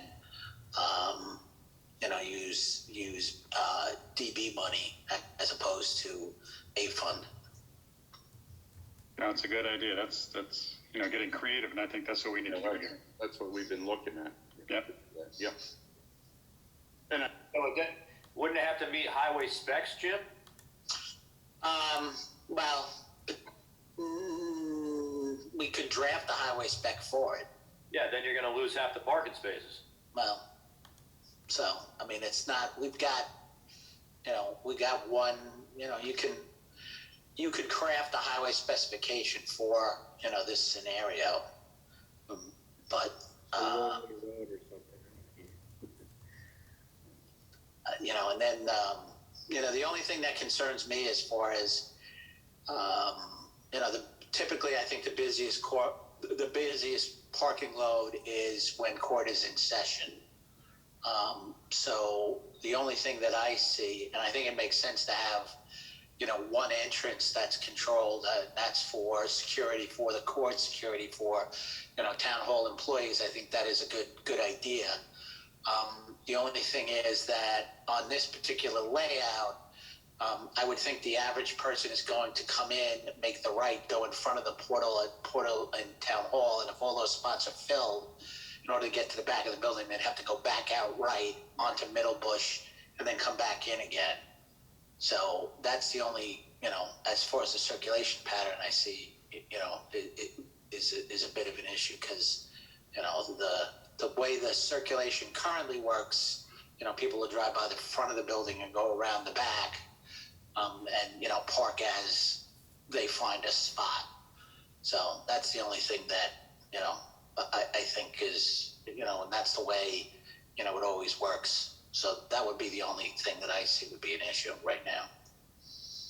The other issue I would have is I'm not sure I am supporting intermingling the two parking lots because the emergency services building is the emergency services building. There's emergency vehicles that are coming in and going out, and the last thing we need is general public in that area, in that lot. That's why they were segregated to begin with. Well, I think what might make sense is if you put bollards, removable bollards or something like that, so that, if town vehicles needed to go back and forth for, maintenance purposes or bringing files, back and forth or something of that nature. And, but the current path that's there really is a problem and needs to be upgraded. yeah. So yeah, I don't think it needs to be open to the public. I agree with Bill with respect to that. Right. So from a conceptual perspective, I have no issue discussing concepts and coming to a consensus on certain things. But we're still at 30,000 feet here on these projects. We have, there's a lot more discussion, in my opinion. Yep. Absolutely. Great. All right, that's all I have. Very good. Thanks. Thanks, Tim. Everybody. Appreciate it. Steve, your turn. Yes, where would you like me to start? Well, why don't you start, first with your spreadsheet? Okay. Do you all have that? I sent it out earlier today via email. Yep, I have it. What I did, I went around town and just made a notation. Oh, Tim, yeah, I don't think I included you, Tim, I'm sorry. No, this is Joe Palo. Joe. Our I can get that to you tomorrow morning. Yeah, all right, thank you. What I did, I went around town and just made a note of everything that I thought. Steve, if you would copy me too. Will do. Went around and made a note of everything I thought needed some attention here in town. I put, it's dated 2021 for reference purposes, I had a list for 2020. You know, this is moving forward. It doesn't necessarily mean that I intend to accomplish all of these in 2021. It's up for discussion on the, you know, time that it's going to take to get everything done according to priorities here.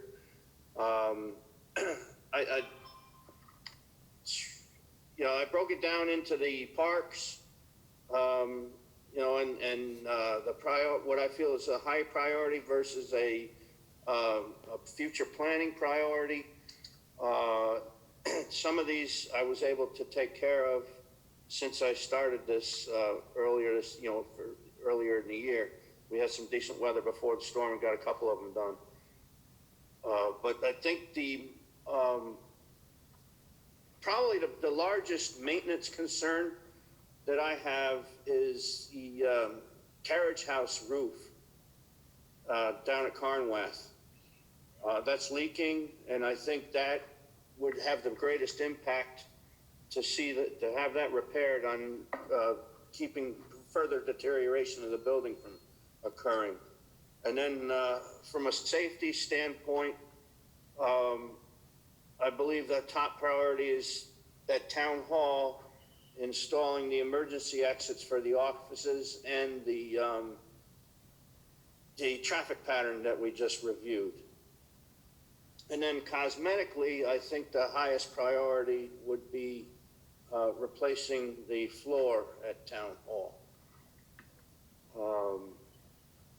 But then, you know, there's a number of these things that would have to be funded from different means than, you know, my budget, because the money's just not there.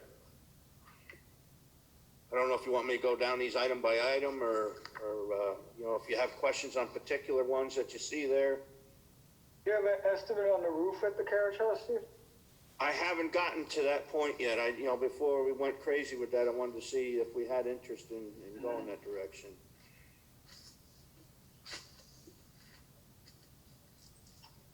This appears, Steve, to be the list that you sent us out of the 75 projects, and what you've done is you've identified responsibility between in-house versus vendoring out, and then you prioritized each one of them by category? Correct. It's, yeah, a very similar list in a different format. So it looks like most of your stuff, right? So if I look at priority 1 and priority 2s, right, there's roughly 45 of the 75, they're priority 1s and 2s, but only about half of those we're able to do in-house, it looks like. A lot of them are going to have to be vendored out. That sound about right? I'll take your word for it. I haven't actually done that comparison. Okay. So the other thing I think, and I don't want to take anything from Councilwoman Bettina, but I think she was also looking, do you have a by ward breakout too you were looking at?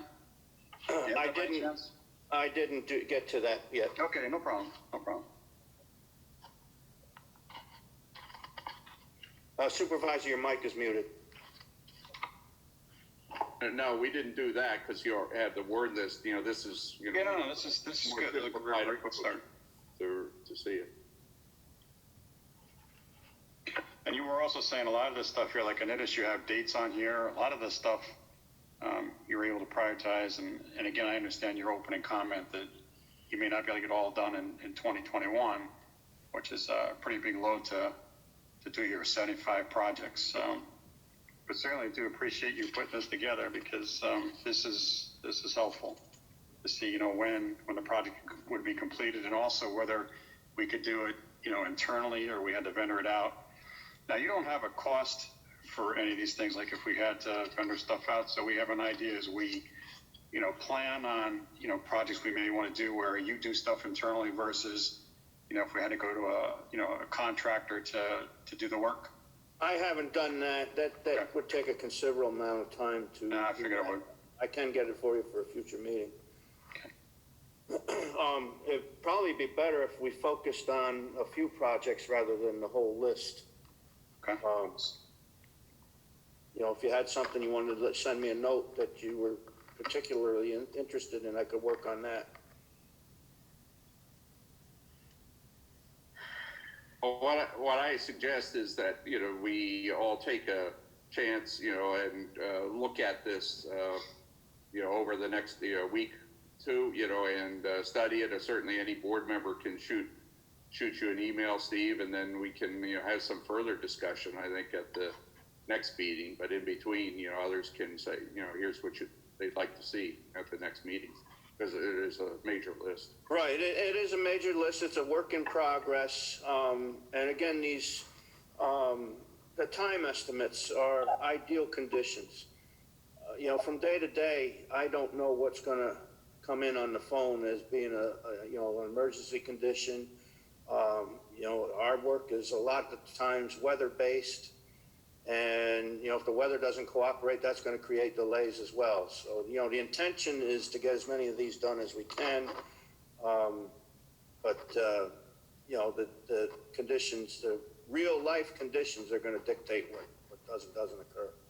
Steve, I have a question for you. As far as the Chelsea dock goes, Yes.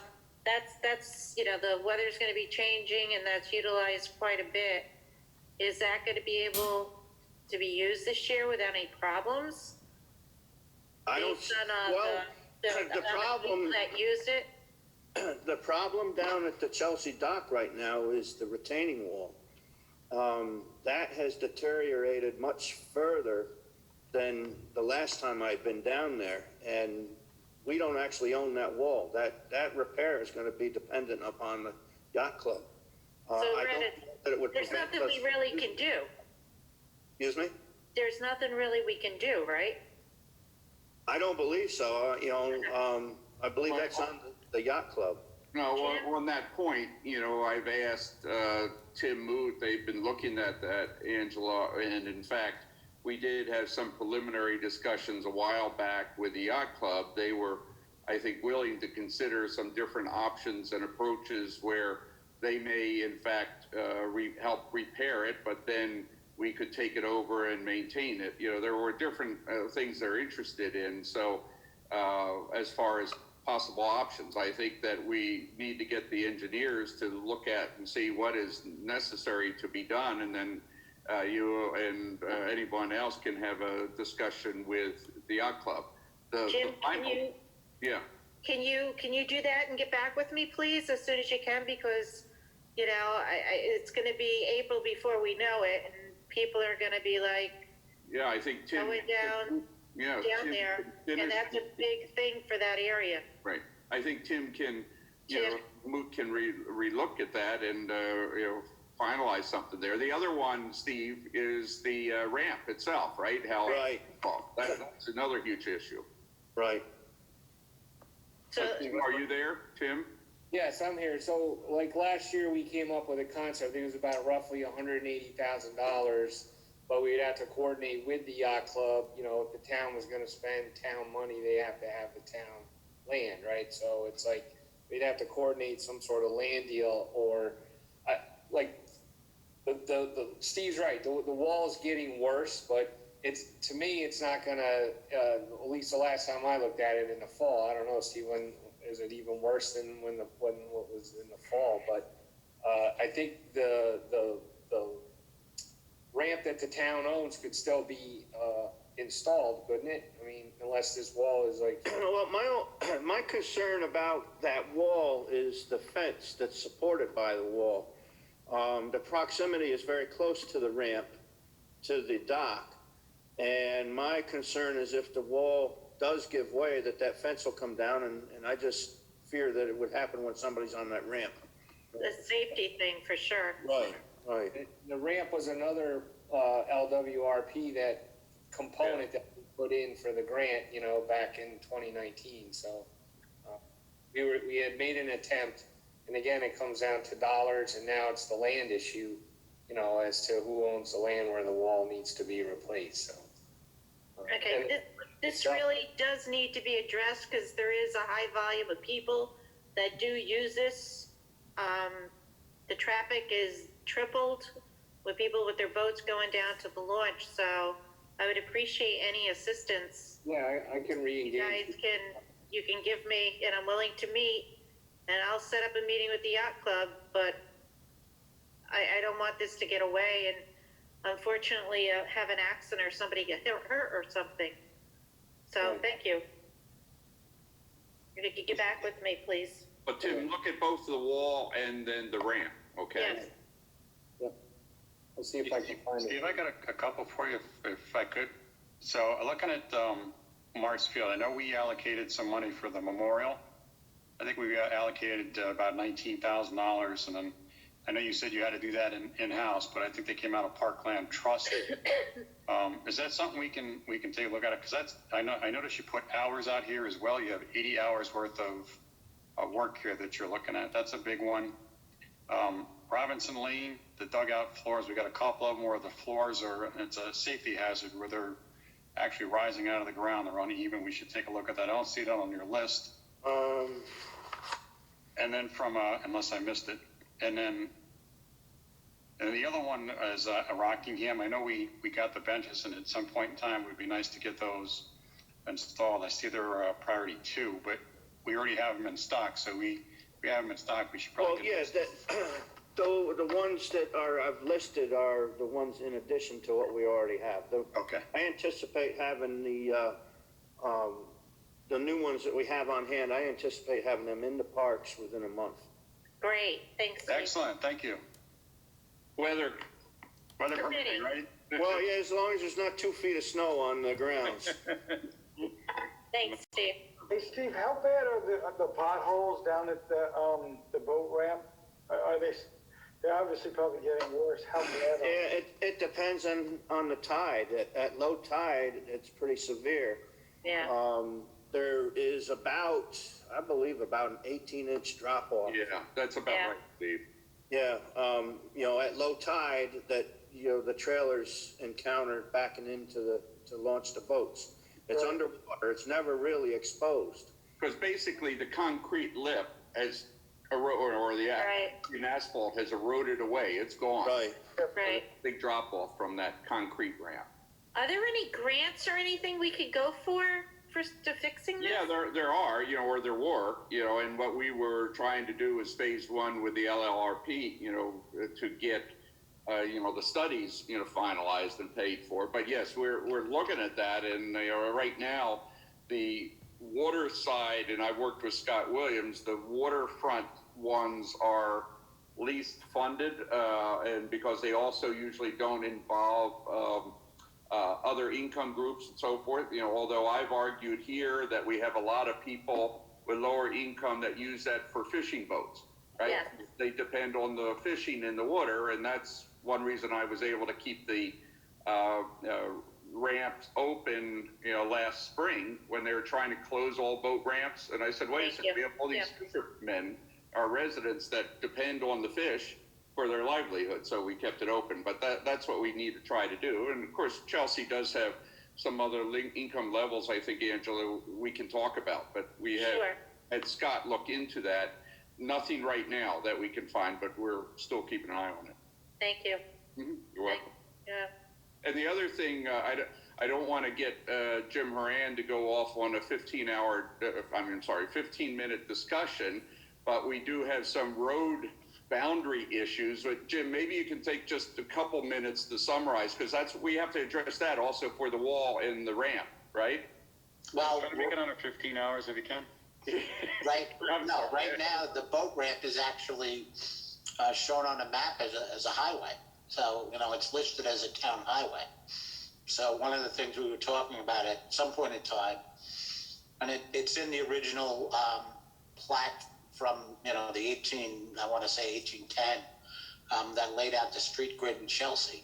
So, over time, it's probably changed, somewhat from when it was first laid out. And, the railroad went in and, changed things quite a bit. So, but, the easiest thing to do, I would think, for purposes of getting at least a good chunk of these grants would be to abandon the road as a highway and create it for a park, because most of the uses that we're looking at would be funded by park grants. So they might raise it. There may be a problem getting some grants if we show it as a town highway. And with respect to that, Angela, here's one item for us to explore. We had, I think, Jim, you were even there, but I had a discussion was maybe 2 years ago with the yacht club. They were interested, if we were to decommission that road, whatever the proper word is, then the part of the road that's closer to the yacht club could be exchanged. They could take that over as parking area for, their folks. There's a real shortage of parking in exchange for the wall area, the fancy, that portion, maybe some other aspects of it, including for Steve to have a permanent place to store the dock when he decommissions it each winter. So that's one way, along with Jim's idea of taking the road off the maps, converting it into some, parking and also park land. Yeah, I was there, for that discussion, because they raised that issue that, Right. the opposite end of, I guess that's Front Street, I believe. Yeah. The southern end of Front Street basically just services a house that is owned by someone affiliated with the yacht club. Yes, And then the the yacht club caretaker. building, it's the caretaker and the yacht club itself. So, if we abandoned it to the street to them, it'd be, we wouldn't have to maintain it, we wouldn't have to plow it, and they would then pick up the maintenance of that portion of it, and the condition of the roadway is, is not particularly good. So, and then the other, when we could then focus on, maintaining the more northern end of Yep. toward the boat ramp. Yeah, here we are. Tim's got it up there. Yeah, but why do that, Jim, when we could use highway money to manage the boat ramp? Well, most of the grant funding comes out of recreation programs and LWRP, and wouldn't be coming out of the highway pot. Right, but if the grant funding is not available, Yeah, right. we have a significant surplus in B fund, why would we not use that strategy? Yeah, I mean, you could theoretically do that. The only problem is I don't necessarily know. In the grand scheme of things, I don't think you'd be able to use highway funds to. You could probably use highway funds to resurface it, but and potentially maybe even for the retaining wall. But as far as the underwater improvements that you need to get, into the water that we're talking about, I don't think you'd be able to use highway funds for that. Yeah, not only that, it's not a town exclusive ramp. It's open to anybody it's federally usable. Anybody from out of town, right? Or the county Right. or Westchester. So it's And not use a it. B fund. It's not a highway fund expenditure. It's something that that's available to everybody. So I don't think you can use B fund or highway funds. Well, the highway fund, the highways, the town, it's a public highway. Public highways are open to The everybody. highways are open to everybody. Right. But the ramp is something that anybody could use outside the county, outside the state, anywhere. Well, let's look at it further. And then, Yeah, I think there's room for discussion, and we might be able to find, some ways to fix this. And I think we're all open to whatever suggestions that can work. Thank you, Councilman Beal. I mean, I think that would be a good idea too. I mean, it's something we need to discuss because it's a great asset right. for our town, because a lot of people use And it. as the councilwoman said, we need to do it fairly quickly so that Yes. we can have a plan coming into the spring to how to address this. So And I think- especially with COVID maybe being over, people are gonna really want to get out there. so, Thank you. Social distancing at its finest is being out on a boat. yeah. Well, that's in fact one of the things I argued, and we were granted the exemption to allow us to keep it open. So Did not quite follow that methodology when they were trying to close boating down. You're right. Steve, why don't you continue? Because I know you wanted to raise the issues concerning your truck and. Right, but what I'm saying is we can't use town funds to subsidize people who are outside the town using this. Right. ramp. That's what I'm saying. All right, thank you. I'm not restricting boating. I'm just simply saying No. I we don't. can't use our taxpayers' money to subsidize out-of-town residents. Be great if we could get the federal government to do it. Right. Thank you. Does anybody have any further questions on the project list? No, thank you. Okay. I don't, thank you. So to use a popular phrase these days, I'll circle back to the pickup truck that we've been discussing. A replacement truck it is. I sent you all the specifications and cost on that earlier in the week or last week, I don't recall, but that's all there. It's an F-250 set up to plow snow, or F-350 rather, set up to plow snow and tow the equipment to the parks for the mowing purposes, and then any other jobs that, you know, it'd be used on a daily basis to do the work that we do. Cost is $39,100. As I mentioned, I had $29,000 in unspent funds last year that we turned back.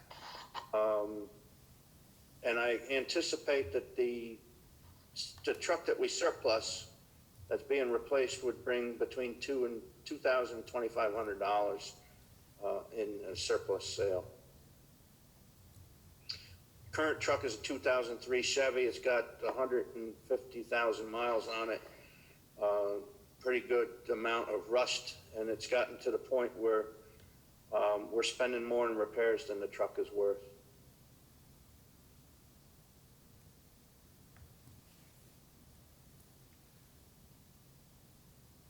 So, anybody have questions for Steve? I think that especially with the winter weather that we're having this year, and no let up in sight, his vehicles are getting even further used. I know we're going to discuss something later on in executive session, but I fully believe that this vehicle will be well used and is needed, by Steve after further discussing with him as we're going through these projects.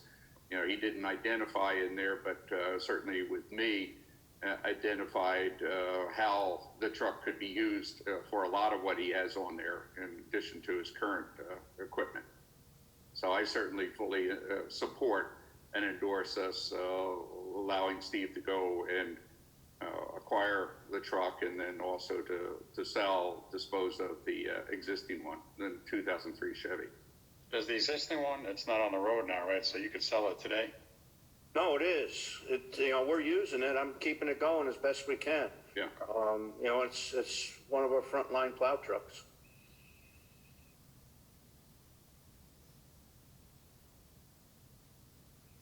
The concern is, reliability, and it's going to get to a point where we're going to have to make repairs on the rust, and that's like chasing a goose around.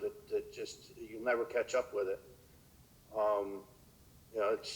It's time to be replaced. And you use it strictly for plowing, or do you use it for? No, it's used on a daily basis. It's one of our maintenance vehicles. I had to set it up for plowing because that's what we do with it. That's one of the main jobs that it does, and then it also tows the equipment, parks, creepers, and then any other jobs that we have. If we need to bring materials in to a job, send somebody out in that truck to do it. It's a basic maintenance vehicle. It's pertinent to the operation. I would say put the proposal on a resolution for the next meeting, and we can, if we have any questions in the meantime, we can ask Steve, and then we should be able to come to a consensus. The resolution needs to also speak to how we're going to fund this. Correct. And we can't use last year's funds that you underran in your spending really to pay for that, right? Because that was more for recreation, right? Is that what we're going to spend? Well, those funds are no longer earmarked. Yeah. Right, that's my point. Well, I'd say, Frederick and Steve can, work together. I can, look at it, and then we'll have the resolution and all the supporting information for the next board meeting in 2 weeks. Okay?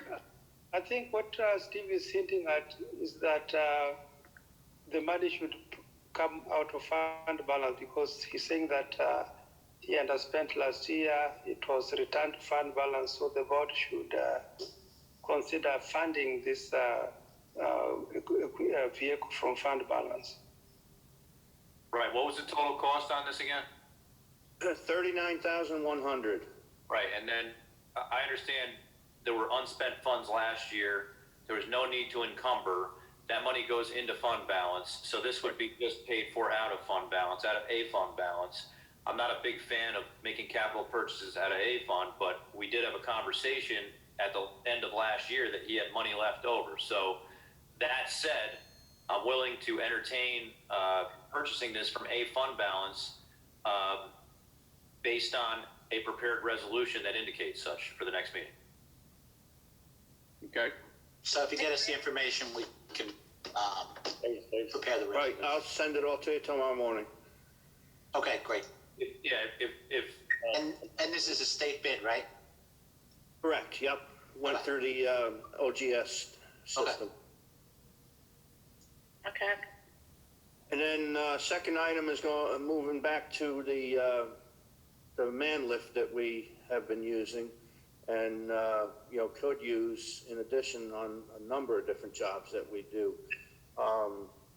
The attorney had said that we needed to get multiple quotes, and in doing so, I have found that we can probably do even better on the pricing. I've seen good units as low as 25,000. Proximity is going to have a bearing on that, for the cost of delivery to this area. But I think that I could come up with a lift that would be less money than the 33 we were originally talking about. If we were going to consider that, I'd like to see that 33 as a ceiling price, and then I would continue to shop until I can find a unit with in fact, some of these units I was looking at had less than 400 hours on them. I can continue to shop and get us the best deal that I possibly can. And how do we pay for this? Because you don't have any money left over that you rolled over, right? So this is now another a fund, right? Fund balance purchase? Well, the recreation director had 60,000 in unspent funds that she had recommended go towards this. So, I don't know the logistics of that part of it, but that was the way we were thinking about it, because it's going to be used annually to decorate the tree and such, and do other work at Schlott House. So my question last time was, we're going to spend $2,000 to decorate the Christmas tree, whatever, right? That's what you used. So you did a rental fee last year in December, right? And this is pick a number, $33,000. So again, payback, assuming $2,000 a year, and I know you're going to find other uses, is 15 years. So I just want to be able to make sure we can justify the expenditure. Well, I broke it down on a daily rental fee. The daily rental fee with delivery is nearly $1,000. So you're talking about 33 days of renting this machine that it would pay for itself. I haven't been using it because of the expense to rent it. If we owned it, I would certainly be using it, very often on the jobs that we haven't been able to do to this point. As I mentioned, that many of our tree takedowns we can do ourselves now because I have to hire out a bucket truck to do some of that work. So I think essentially we'll have our own bucket truck now. So my issue is, if you go through Steve's list, Steve and I going through it, it created it in part that he can walk through it, where we have gutter cleaning trees, we have fascia removal, we have roof repairs. So all those could be done with the help of this, rather than also getting ladders up and putting them in at greater health risk. So I think that's the idea in part with that list. Steve can highlight them to show you all the uses that lift will have. So my concern is he's got 75 projects today, right? Probably a little more than 50% are in-house versus vendoring out. How would you fit any more stuff on your plate? You're not understanding. I'm not going to use it to do more work. Use it to do the work that we're doing. Right. Any time that you have to raise a ladder, you're putting yourself at risk. This work platform takes that risk away. It's a more secure platform to work from, and it's much easier to move than a ladder. It's there's an element of safety in this purchase as well. So that's why I said, Al, if you look at the list where we have all those other items that have been now identified more clearly, you know, Steve can go through it with a highlighter and say, here is, you know, the specific items that will be used for it. But I'm convinced that there's a significant use that will be made, you know, by that, you know, and in part, you know, instead of having a ladder go up or climbing out a window, which is some of the things that are done right now. Yeah, it would be nice to see, if you could, Steve, then on here, some of the projects you're gonna do, just say which one to use the ladders for. Because again, if it's, you know, the majority of them here that you're gonna use the ladders for, and it's a safety issue, that's a, you know, different story. But again, I just wanna, you know, make sure we're looking at, you know, the money closely. I mean, we talked about a significant amount of money tonight, not just your stuff, but across the board here. So again, I just want to make sure we're being prudent on our expenditures and we're going to get a return on our investment. That's all. No, I'm I not saying no to understand anything, that. Steve. Now I'm just trying to get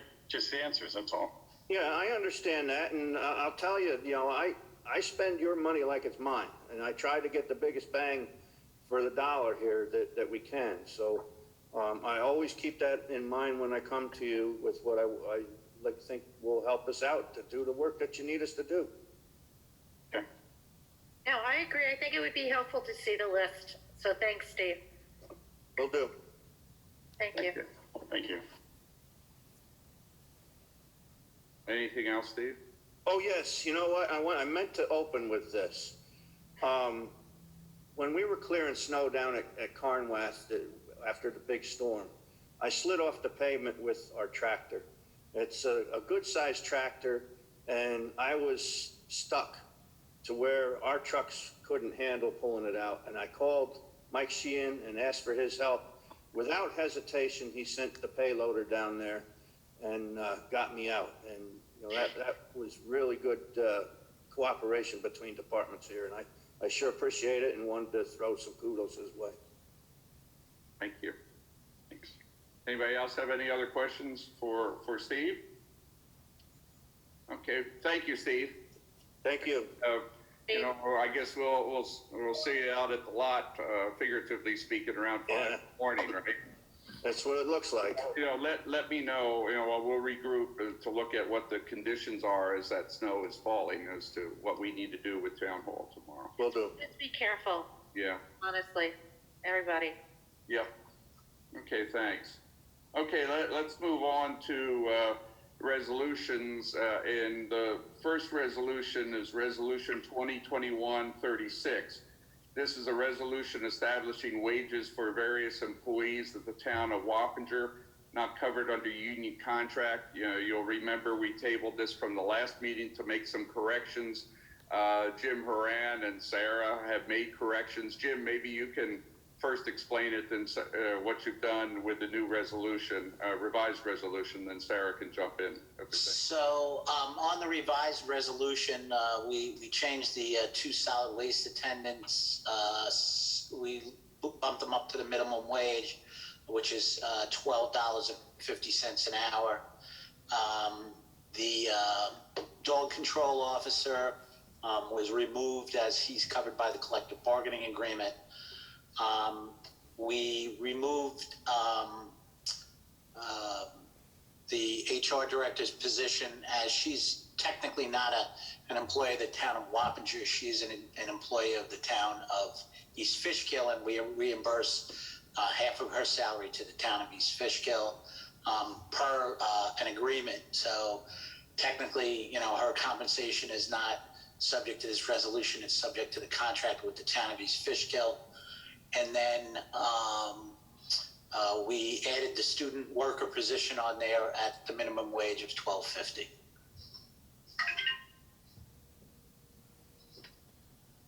Sarah, you have anything else you'd like to add?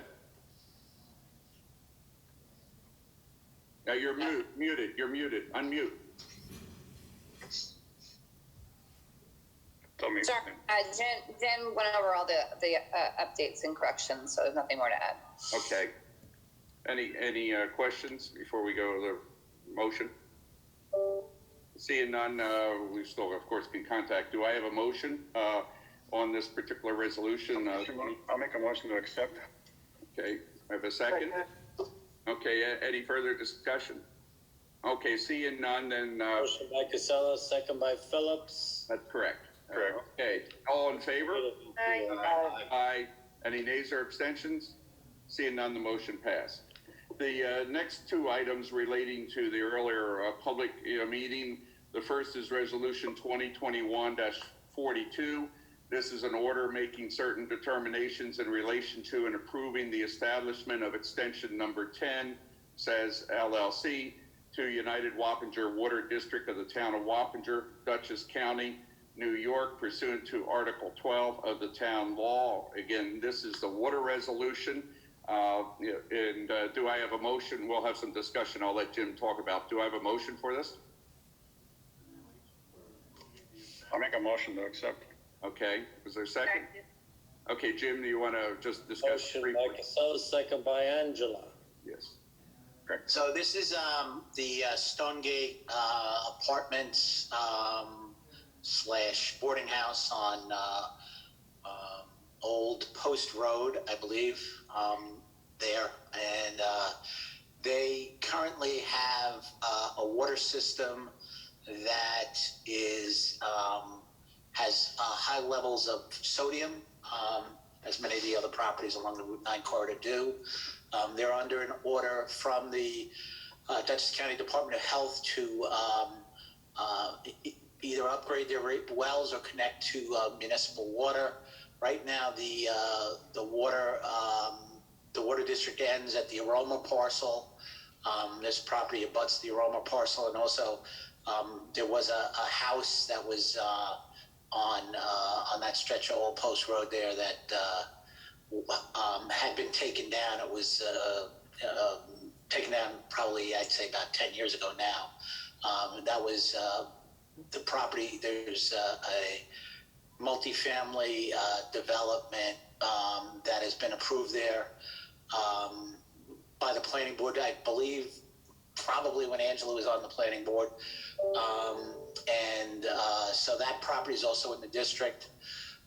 Kevin Lund, who's the developer of that project, and Mr. Saz are working together to fund the improvements here for water and sewer.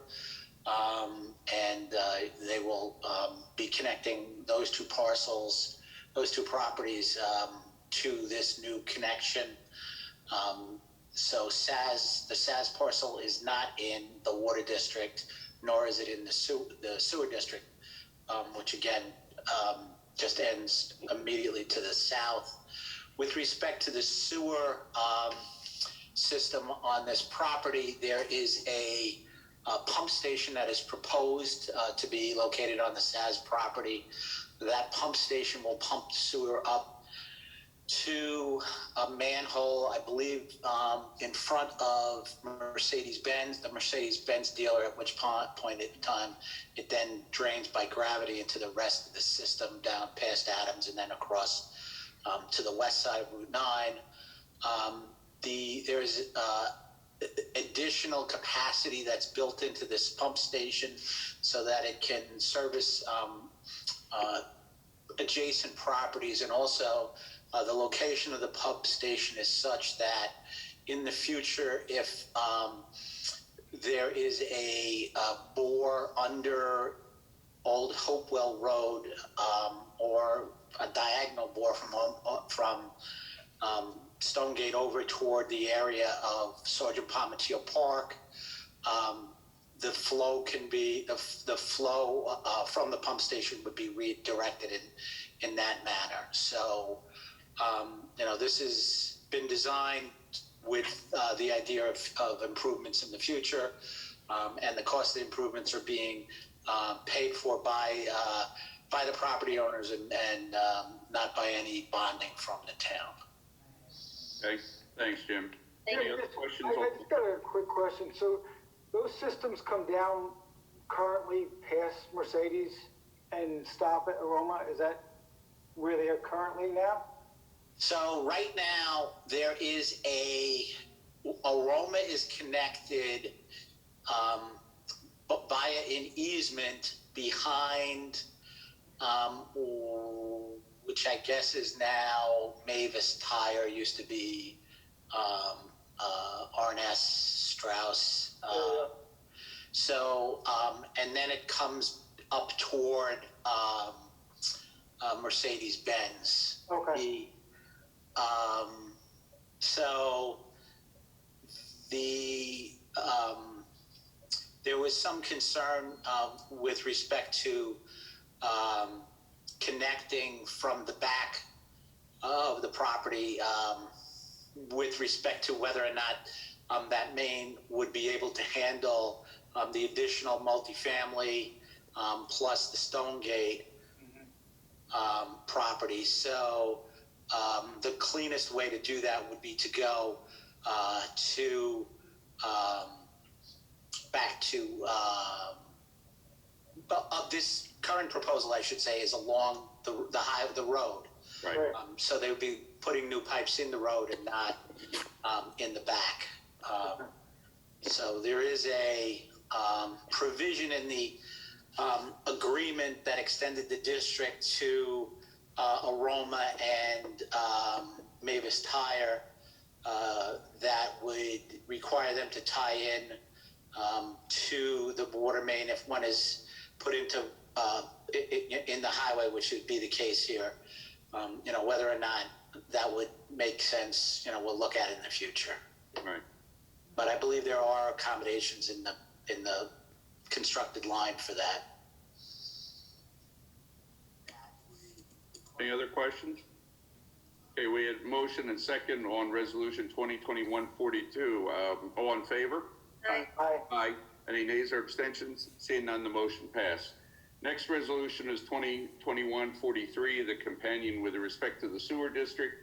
This is an order making certain determinations in relation to and approving the establishment of extension number 8, SAS LLC, to the United Wappinger Sewer District of the town of Wappinger, Dutchess County, New York, pursuant to Article 12 of the town law. Jim, you want to mention the one condition that... Sure. So there's one condition here which, with respect to this, the sewer system right now is a sand filter system. Actually, there's two subsurface sewage disposal systems. I believe one is a sand filter and the other one may be a septic system up front. There's at least two buildings on the property. There's kind of a single or a two-family house up in the front, and then a larger apartment type building in the back, which is really a boarding house. Single individual occupancy rooms toward the back. I believe that has a sand filter system. The systems have been replaced, I want to say about 10 to 15 years ago. They're still operational. And there is, right now they're not intending, they're going to build the pump station for the multifamily that's being built next door. The SAS property is not projected to connect until such time as the existing systems, are not functioning properly. So that's more of a future connection. And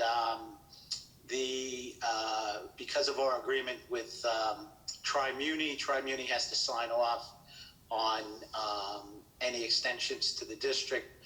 At the February meeting, this was proposed to Tri-Muni. Tri-Muni had indicated that they didn't see a problem with it, that there was sufficient capacity. They just wanted to have the commission's engineer review the proposal, and it will be voted on at the next meeting. So this is that's the only condition here for them to hook up. But as far as the district being extended, it's appropriate for the board to vote on it at this time. Okay, thanks, Jim. Do I have a motion to vote on this resolution 2021-43? I'll make that motion. Okay, Chris, you had seconded. Okay, thank you. There's a motion and second. All in favor? Aye. Aye. Any nays or abstentions? Seeing none, the motion passed. Thank you very much. The next resolution, the last one at this time, is resolution 2021-44. This is approval of the correspondence log. Do I have a motion? Make that motion. Second. Okay, a motion and second. All in favor? Aye. Aye. Any nays or abstentions? Seeing none, motion passed. Next item is, does anyone have any items for special consideration and new business before we would move to go into executive session? Any points anyone would like to raise? Okay, who was that? Councilman Beal, just as you mentioned at the beginning of the meeting, you know, we're consistently monitoring COVID, and we're averaging about 1,000 new cases a week in Dutchess County. So for folks that may think that you know, having appointment only is not justified, you know, the supervisor and I see this perspective from the county every week, and the conference calls really put things into context when it comes to the number of individuals that are suffering from COVID, the number of hospitalizations, and the number of individuals that lose their lives. So I just want to echo the sentiments of the supervisor that we have remained open and transparent in this town more than other municipalities. We have, in my opinion, gone above and beyond to facilitate residents coming into our town hall. But based on the positivity rate in the county and based on the number of new cases being generated at the moment, I do agree with the approach that the town has taken to go appointment only for the time being, and I hope we can reevaluate this in the coming weeks. I think that based on the trends we're seeing, we're going to start seeing the numbers continue to come down as we get into you know, the end of you know, mid-March, end of March into April. But until we get to the point where we're really seeing noticeable progress, I think we're taking the right approach here. Thank you, Councilman. And for the town and the village, we're still seeing in excess of 100 active cases, you know, and that's been fluctuating somewhat wildly, you know, going up a lot higher, not down much lower. I think right now the town's maybe at 89 and the village is at 15 or so, and since we all commingle. So, but we are looking at this very closely, working with the town, so I appreciate it. Al, did I interrupt you? Were you going to say something, or? No. Thank you. Any other comments you'd like to raise now? Okay, seeing none, I'd like to have a motion to go in executive session for the purpose of discussing some litigation, a couple claims, as well as a couple HR matters and relating to contract negotiations. So do I have a motion? I'll make the motion. Second. Second, okay. A motion and second, all in favor? Aye. Aye. Any nays or abstentions? Seeing none, the motion passed. Let's take a 5 or so minute break. Tom Barr will put us in, but we can have a rest break and then see the board back in the room. So Tom, you can do what you did last time, is let everybody know where to go. Okay? Yep, everything is all set, so I'm going to send the invitation now. You'll see it on your screen. And then when you guys are ready to leave, just all collaborate on that, and you can head back into this room, or Dick, if you send me a text, I can just close the room. Okay, I'll do that.